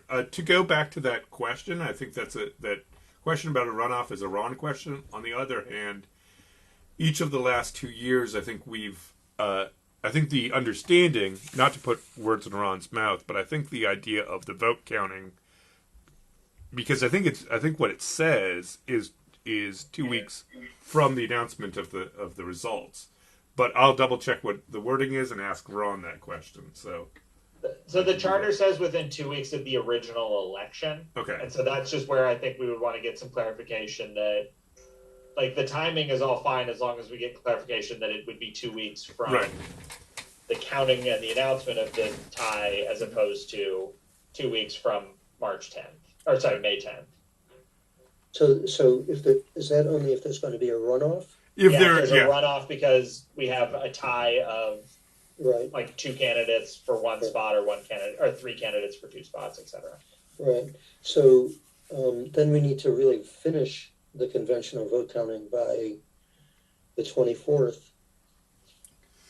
Well, it's just, so that's where we're trying. I would say we want to get clarification from Ron, because we can finish counting the votes on the 27th as long as we have to have a runoff within 2 weeks from when we count the votes from counting. Because otherwise we would have to finish counting the votes well in advance of that, so that way we could have a runoff the 24th if the interpretation is a really strict one, that it is 2 weeks from the date that we designate as election day. Yeah. But I would think that would be something where we can get either clarification from Ron or kind of guidance from the council that it is the counting date as opposed to the election date. Then, in which case it's not a problem. The runoff would be then, I guess, like the second week of June. And as long as it's before July 1st, that's all that really matters there, because that's when the new term starts. But that's a rare example. As far as I know, there's never been a runoff in the village. But Paul, there's never been a runoff. Yeah. I mean, never been a tie. Yeah, I was going to say Paul or Natalie could tell me that, but Natalie, are we getting close to your brownout period? Oh yes, okay. I got to go to the other room. Bye. Right. Okay, bye, Natalie. All right, so Niles, you're going to try to I'll find out from Ron if we're okay in the calculation we just did, which brings a result on May 27th. Otherwise, we have to really move it up, I guess. Is that right? Yeah, otherwise, yeah. Well, I think that because of a vote by mail election and the ability that you wouldn't be counting the same night, I think we could work with that. But if we were to, we would have to do the vote counting relatively, within a few days of the original election day in order to do it. But we had most of the. Wow. Yeah. Oh, so that makes curing the ballots virtually impossible. Well, I think it depends on how quickly we can turn around. So the other thing, we could put this way as well. This is another option. That the curing of the ballots happens before if we've received them. We could have the vendor check the ballots as they receive them for ones that needed to be cured, that weren't signed. You could have them check them as they're doing it, right? And then on election, then leading up to election day, we could be reaching out to residents and saying, "Hey, we got one where you didn't sign. Could you reach back out? Could you sign this affidavit and we'll submit it as part of the official record, right?" So we could do it as we're doing it. It's just a little bit, it's just less neat and tidy. But we could try to do that as well. Sure. And Niles, this is Tiffany, just between you and the committee, I toss out there, and I know this word is loaded for a lot of people, but I'm using it because it's in the code. I think you start to have some questions about impartiality when we're talking about all this potential back and forth with individual ballots and individual voters. I think it is much, much clearer and cleaner when there are instructions and that everybody is held to following on the same date and time. Right. So no curing at all is what you're proposing, Tiffany. I would say that is consistent with what has been done in the past. And we had more than 420 people have their votes counted last year. With I think 4, I can't remember, George remembers the number, that we had problems with. And as Andrew said earlier, it's because they did nothing. No signature, no date, no house number. They absolutely did not follow directions at all. So you think we shouldn't attempt to cure those? So are you saying that if we do that in an impartial way, if we attempt to cure in an impartial way, that, you know, even if we know the person and we know how they might have voted, but the rule is that under these particular circumstances, we attempt to cure, and we do what we can within a time period, that would be a partiality issue. Yeah, I'm not suggesting that any of you would break. I'm going to be clear again. I tried to preface. I'm not suggesting that any of you would break any laws. I'm just suggesting that it is a cleaner process if you have, here are the guidelines, and then as the vendor is showing you the envelopes, they're either saying, yes, the paper was filled out, or no, it was not filled out. And then they show you, the committee, each of those envelopes that there was an issue with. I think, again, this is the process that we followed last year, and there were probably about 30 people online-ish when the committee did it last year. And to have only 4 ballots that there were problems with that couldn't be counted, I think just lends itself to it is a cleaner process where the committee is back to individual voters. Because as you said, you know, I think there was a lot of concern about the idea of people making some silly mistake about some very, very technical and probably not even necessary thing. And by, you know, for that reason, having their ballots tossed. We want to, you know, include as many people as possible. And with the control numbers, basically we know who's done it. This is a purely technical and kind of anachronistic requirement, in my opinion, and I think in the opinion of many of us.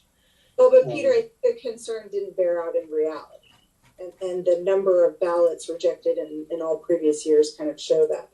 The concern of a few that you know, it doesn't actually bear out in what happened in the elections. Yeah, so I have the reporting stuff in front of me. There were 5 ballots that we had to consider last year. 2 of them were people hadn't filled out the back of the envelope because due to a printing error, there was nothing on the back of the envelope. There was nothing for them to sign or date or anything like that. And then there were 3 where it wasn't a small, tiny error. It was the instructions are pretty clear. Their signature, date, everything on the back, and they just filled out nothing. So there wasn't anything where it was a tiny error.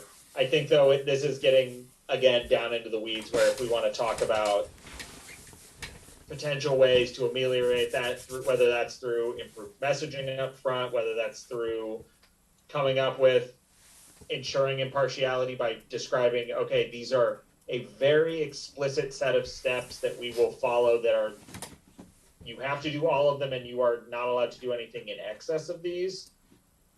I think that can get us around the impartiality concerns if this is something we really do want to pursue. But again, I don't think it's something that is going to be a huge lift one way or another just based off of last year and then me going back and reading the report from 2020, where I think it was a couple ones with in 2020 where a couple of people in the same household swapping envelopes by accident. But I think it's one where it's a small issue that we can hammer out in the run up to the election, I would say. I'm agreeable to that.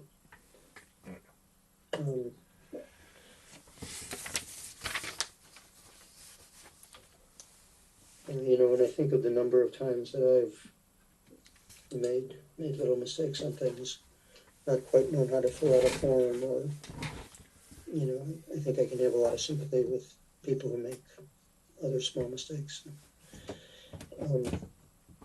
Particularly when the requirement, given the presence of a control number that firmly identifies the voter,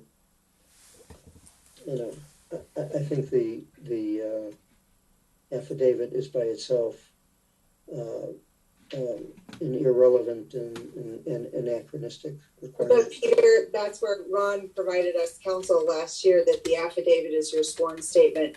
You are the individual to which this ballot was issued.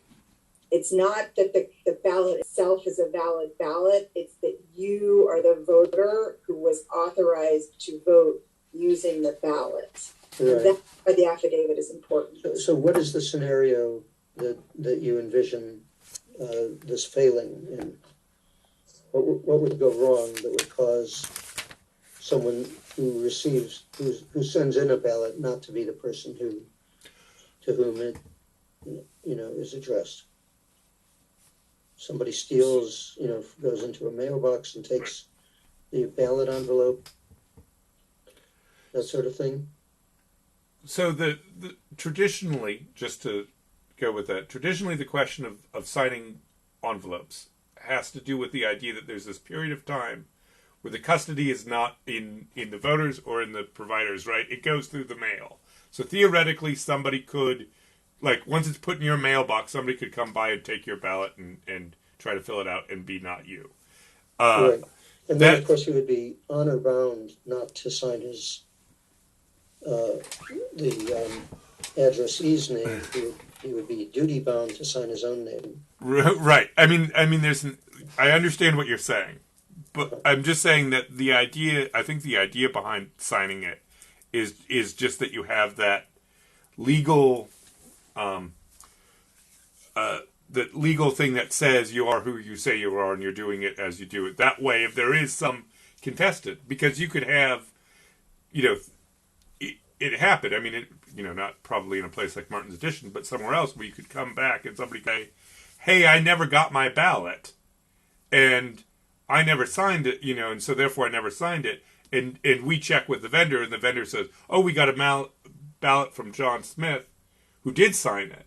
That voter has the right to contest that by saying, that's not my signature, I didn't sign that, right? So that would be the scenario. Like, there's a way that the voter could interact with the process in a way that could protect their right to vote.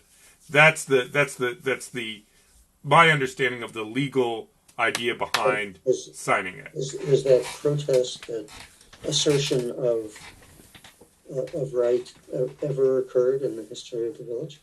I'm not aware of in the village, and I'm not aware of it from my time at Rockville. I don't know of it there either. But I know I'm sure there have been cases, and I mean I can ask Ron this, of where somebody has tried to claim they didn't they weren't the voter who voted. It's very rare. Again, all forms of election fraud are incredibly rare. So so the likelihood of it happening is very, very small. It's just that's the legal rationale behind, as my understanding, having someone sign it. Okay. Well, I would say let's leave ourselves the option of doing this, or the possibility of doing this, and then spend some time down the road trying to figure out exactly when we could cure and when we cannot cure. I agree with that. So I would say, just because we're looping back, because I know we motioned and voted on the nomination period dates. Mm-hmm. Can we motion back? I would motion that we agree Tuesday the 10th of May is election day. Ballots are being, the receipt deadline for received by the service provider would be May 17th, and the counting date would be May 26th.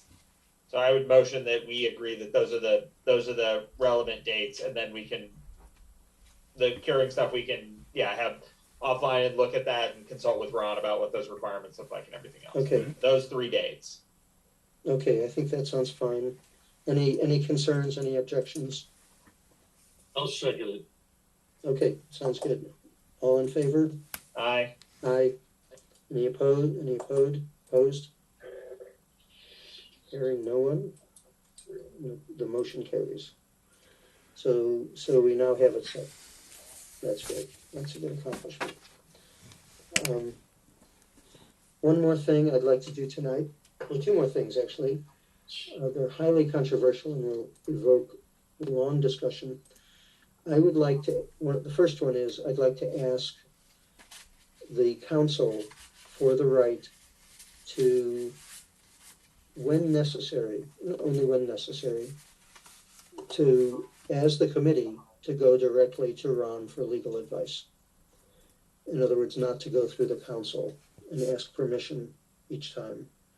But, when the need arises, and only when and if the need arises, to go directly for Ron to resolve questions that are necessary to move the election forward. So any discussion of that? Any concerns? I would just ask, because I think we had potentially had this on the agenda for last week, and when I had queued it on the agenda, I had given Niles a heads up that this was on the agenda, because I did want to ask kind of what the typical practice for the committees in the village are. So as I said, I think I said this both to Peter and to George when asked about this. So the basic way that legal advice happens is there are three methods that Ron's clock has started, as we say. One is by me, and usually that's about day-to-day things. One is by the chair, and usually that's based on what the council is asked about and things like that. Or a vote of the council, right? All of that is based on the idea of managing Ron's time as a contractor and his bill, right? Right. The committee could, so the committee could ask the council for permission to speak to Ron, right? And have it either be, the chair has the right to call Ron, or a vote of the committee could ask Ron to do something, right? And that request then would be made to the council, and the council could, the general request to do it for the election, and for, however long you need it. Right. And so you could do it that way. That to me makes sense, and you could, work it out. That doesn't mean that you still couldn't ask me or Andrew to call Ron on your behalf, but you could also do it where either the chair or the committee as a whole requests Ron. Right. So I think the rationale for us having that right is, the potential conflict between the committee and the council. And, that goes to a kind of independence issue. That is, do we want the election to be independent and, managed according to the law, independently of the control of the council? And my belief is that that's an appropriate thing for the committee to ask for.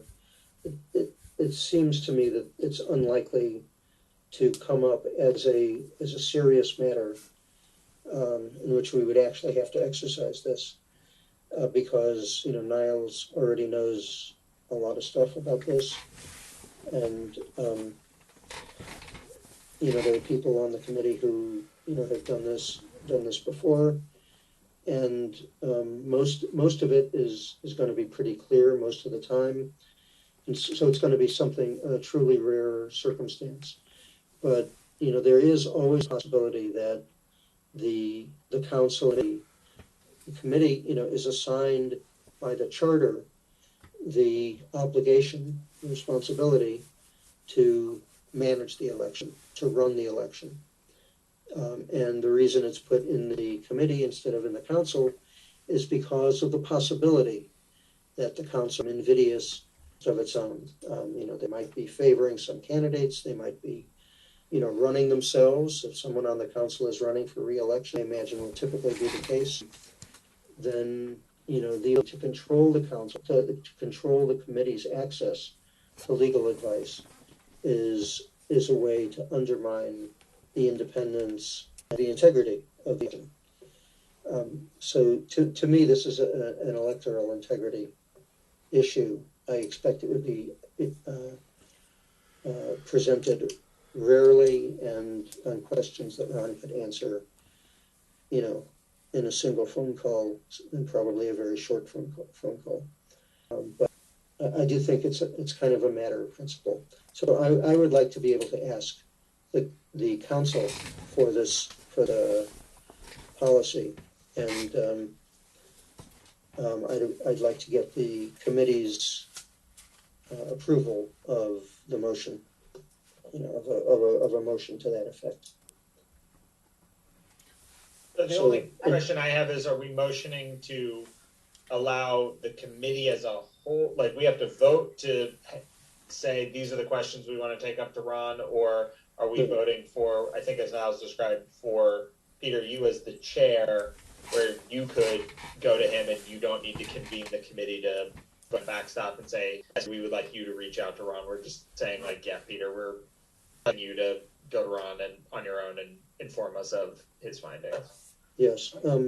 Well, I obviously I don't want to, my be in the committee. The only reason for giving it is that a question, and if we have to have a vote, then we need to be sure that we have a quorum. And as we've just seen, from efforts to find dates, we can't always be sure that all the committee members will be there. So, if we're going to need to resolve an emergency situation, normally I would want to act with the support of the council, with the support of the committee. But if it's an emergency situation, I guess I'd want to follow independently. That is to say, without having a quorum of the committee present. Does that make sense?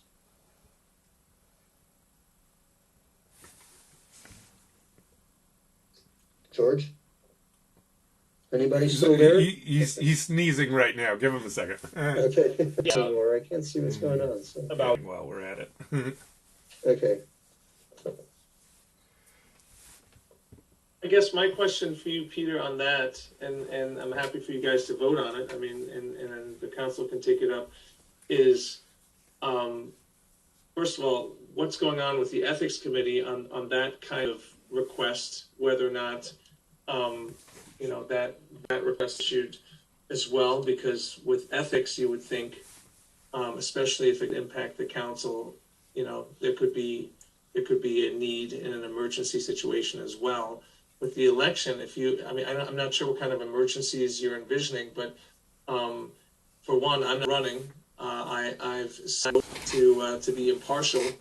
Niles certainly brings that impartiality to the table day in and day out, as I witness every single day here.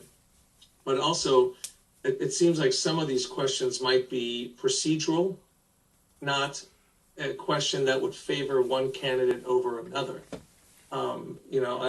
If you have questions as to the legality or any kind of procedural issue that the committee is taking on, I'd be hard pressed to figure out a way that could somehow favor someone, unless it's extending someone's ability to submit, a written statement for the election when a deadline has elapsed, things like that.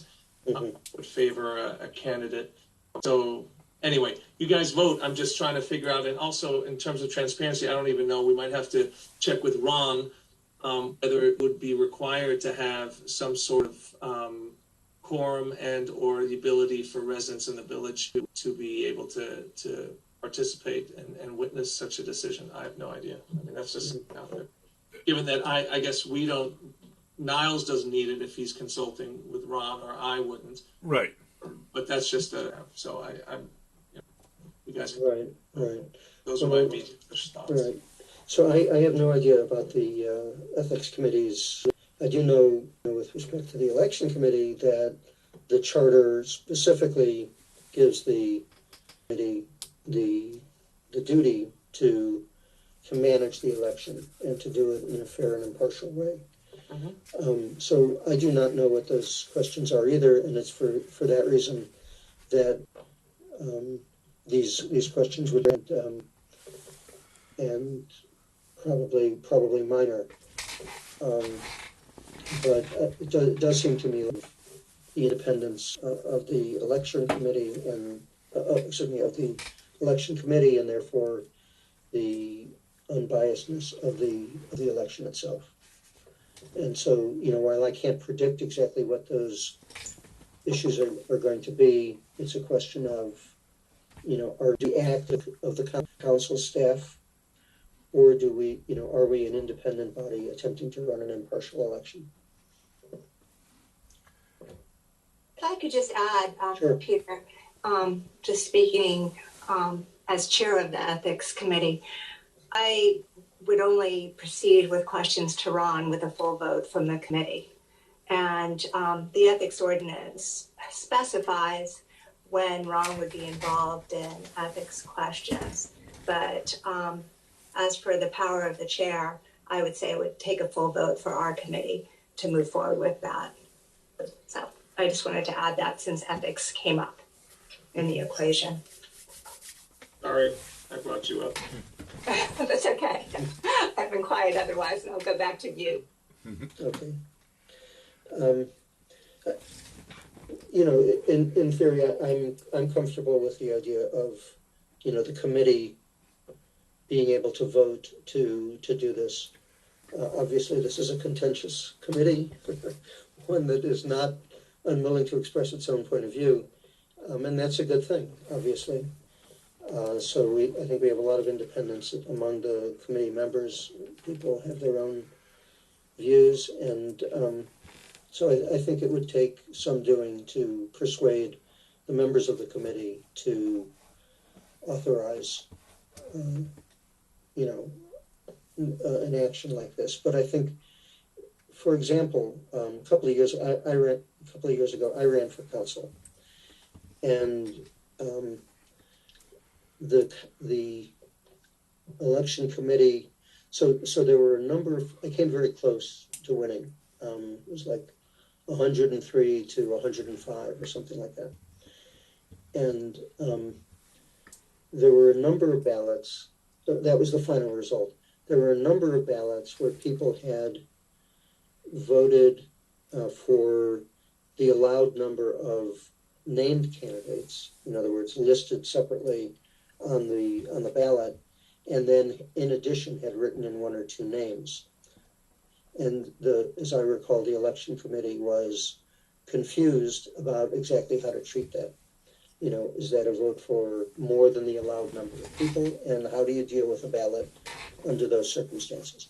And at that point, they did go to Ron, as I understand the story. And that is what happened. So a number of those ballots were discounted, and apparently I was a candidate. I was listed as one of the people these people were voting for, and if those ballots had been allowed, I don't know, maybe I would have won. And because it was decided that it was not allowed, that those ballots were invalid. Therefore, I ended up it being something like 103 to 105. So it's a possibility. I do not know what the question would be. That's one example of when that question arose. And it seems to me a matter of principle, of the committee being able to act without, the potentially self-serving interest of individual members of the council. And I'm not saying that anybody is, or anyone is likely to be. It's a principle thing. So the committee is authorized to run the elections. We are given that responsibility. It's not being done by the council. It's being done by the committee. So we should not be having to ask the council for things that conceivably might run against some members of the council's self-interest. And for that reason, I think having an independent election is served by the possibility, which I imagine would be rarely used, of allowing the committee to go to village attorney should advice be necessary.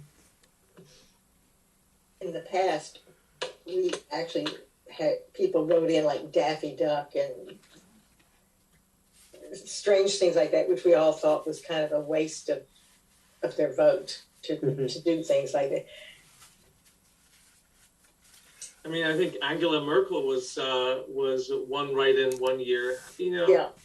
That's part of the game here. You know, I mean, But when sometimes people also say 3 people were running for 2 spots, they would check all 3, and we had to discount those votes altogether. Right. Well, that's a spoiled ballot. That happens in elections as well. So, I mean, it goes to the following instructions and signing. That's it. People just, I mean, Right. And just can I think I would say it sounds like, and Lori, tell me if I am paraphrasing you incorrectly.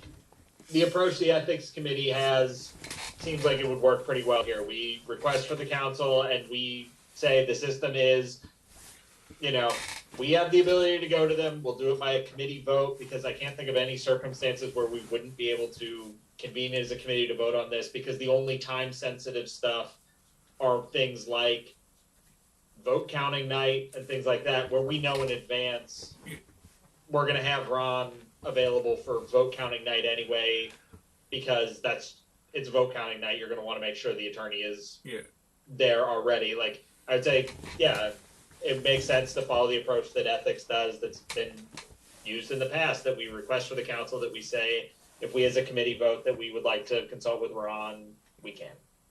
So I would motion accordingly that we we agree as a committee, we're going to ask the council for the ability to, as a committee, approach Ron for legal advice, whether that's, you know, in a closed actual meeting session or however else we are getting Ron's feedback, whether it's document feedback or whatever. So, okay. Any seconds or any opposing comments? Okay, so all in favor? Aye. Okay. So we're going to ask for the lawyer. and by the way, Peter, between now and the next council meeting where this has to be voted on, I assure you, if you have urgent needs with Ron, you can come to me, and I'm happy to pull the trigger there, or Niles, if it's makes sense and helps. I appreciate that. Okay.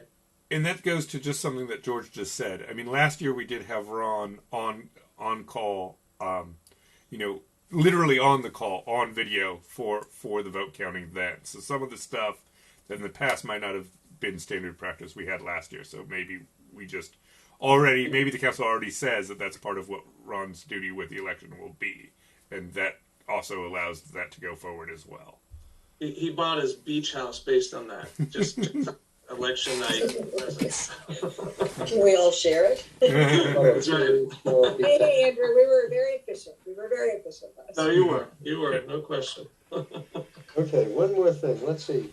Somebody asked me to draw up a schedule of meetings so that people could predict in advance when they could go gallivanting and when they have to stay home and watch Zoom.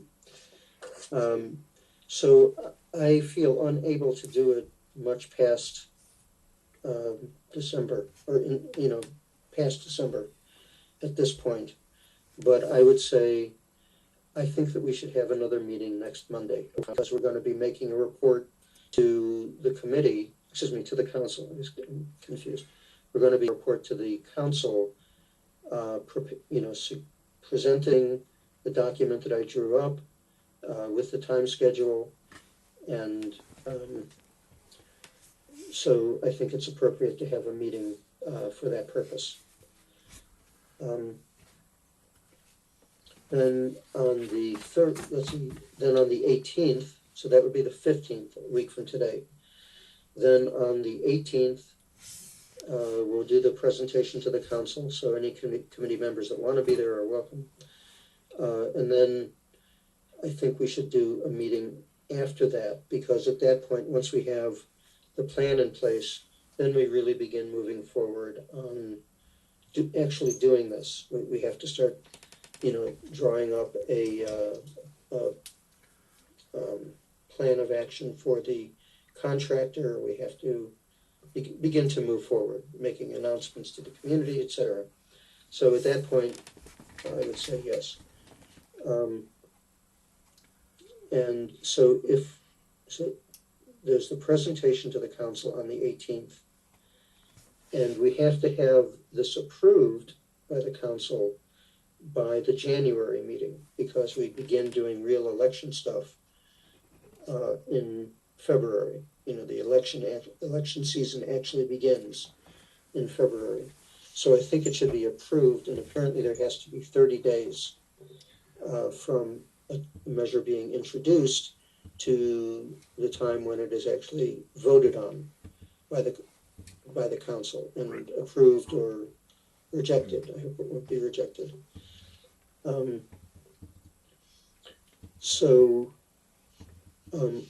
I would propose that we introduce it on the 15th, and I would ask perhaps Andrew would be willing to introduce it. I'm not sure exactly what's required for that. And then the council basically has from 11:15, 11:18. 11:18. Yeah, there we go.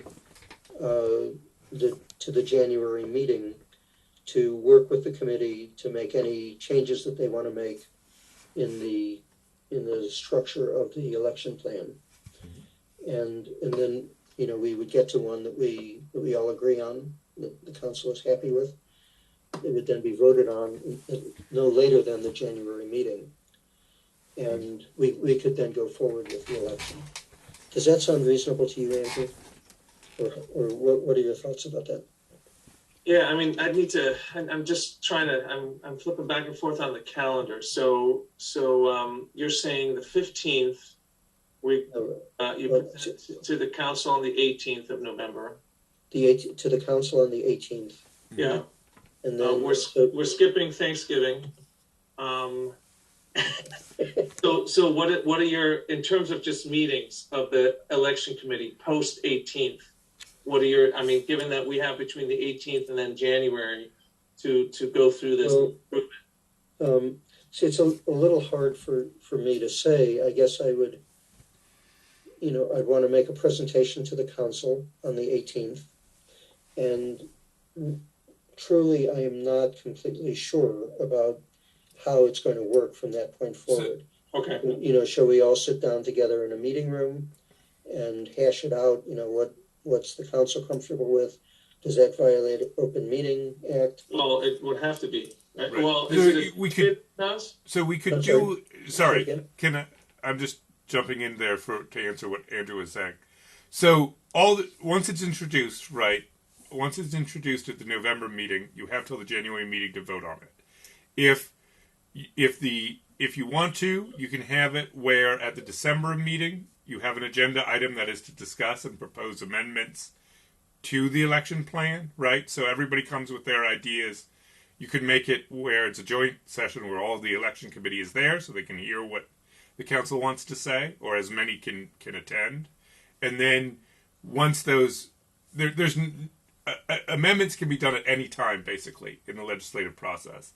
And then you just simply hash it out at the December meeting, and then at the end of the December meeting, it's just waiting until the January meeting, because there's not enough days between November and December to just vote it in one meeting, right? In one subsequent meeting. So I think there actually are. I counted the days. You did? And I think that there are. If the December meeting is on the third Thursday of the month. Okay. I think there's 16th, right? Yeah, the 16th, so is a good one. I have a stupid question. Mm-hmm. Sure. If we go to those are the ones I'm best with. Okay, here's my stupid question. Basically, we have a timeline that we work with. So we go to the November meeting of the council, and you present the timeline. It just seems kind of basic to after that. Yeah, and the plan. So it's just the what the Yeah, plan I mean, says. how we're going to vote and Yeah. that kind of Right. thing. So, But we that don't seems have pretty. time. I think we don't have time tonight to go through the whole plan. I've given it to everybody, but we haven't voted on it. So we'll have to vote on it a week from tonight, Okay. next Monday. So it will be voted on. And at that point, we'll be ready to go to the. We'll have basically definite dates at that time instead of Yes. dates Yeah. that have been shifting around a little bit. Right. Here. We're still trying to figure it out. Mm-hmm. So once the dates, since you sort of agreed on dates for the most part, we can just update the plan with those dates, Yeah. and then go from there for the next Yeah, meeting. and the method of voting, and then just present that to the council. Mm-hmm. Yeah. So my read on it would be, if we're meeting, we're doing a meeting that is just doing updates to the plan. We present it to the council the 18th. I mean, if we get comments back from the council, or they say we would like to see a tweak here, a tweak there, whatever, I think a lot of that is all stuff that would be administrative, that we aren't going to trigger the Open Meetings Act if we are discussing that via email. If it's a policy discussion, that's a major one, then maybe we have to have a meeting in December to clean those up. Or if there's big enough changes to the documents that we feel like we need to have another meeting so that the 5 of us can collectively vote and say, okay, election plan 2.0 is now what we're transmitting to the council, then we can schedule another meeting in December. But I would think if we have the meeting next Monday and we give it to the council, unless there's huge changes, everything else is going to be just administrative. It's nip and tuck over December. Yeah. Mm-hmm. We won't have to do another full committee meeting until probably at that point, January.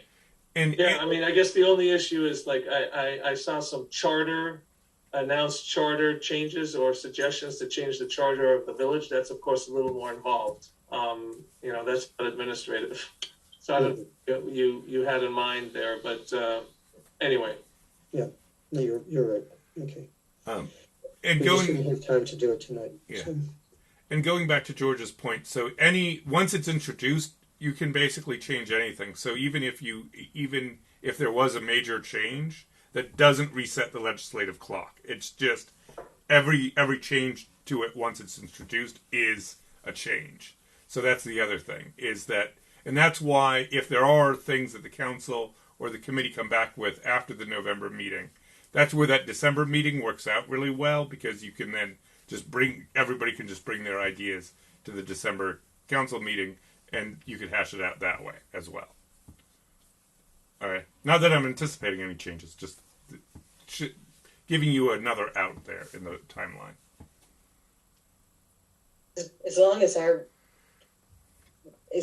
what we present to them, it follows the dates and the method, it should be a slam dunk, as they say. Should be. Presumably. No, that's not necessary. Hey, Peter, how much time do you think you need to present on just for agenda purposes? Is that a bad question? I haven't really Should we just assign you time as opposed to asking you how much time you'd like? I would say about 2 hours. 2 hours. And 20 minutes. 22 minutes. Yeah.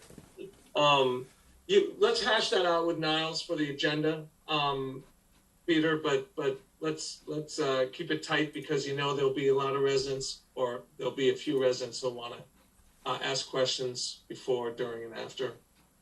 So maybe that can be hashed out, how to do that at our next committee meeting next Monday. Okay, sounds good.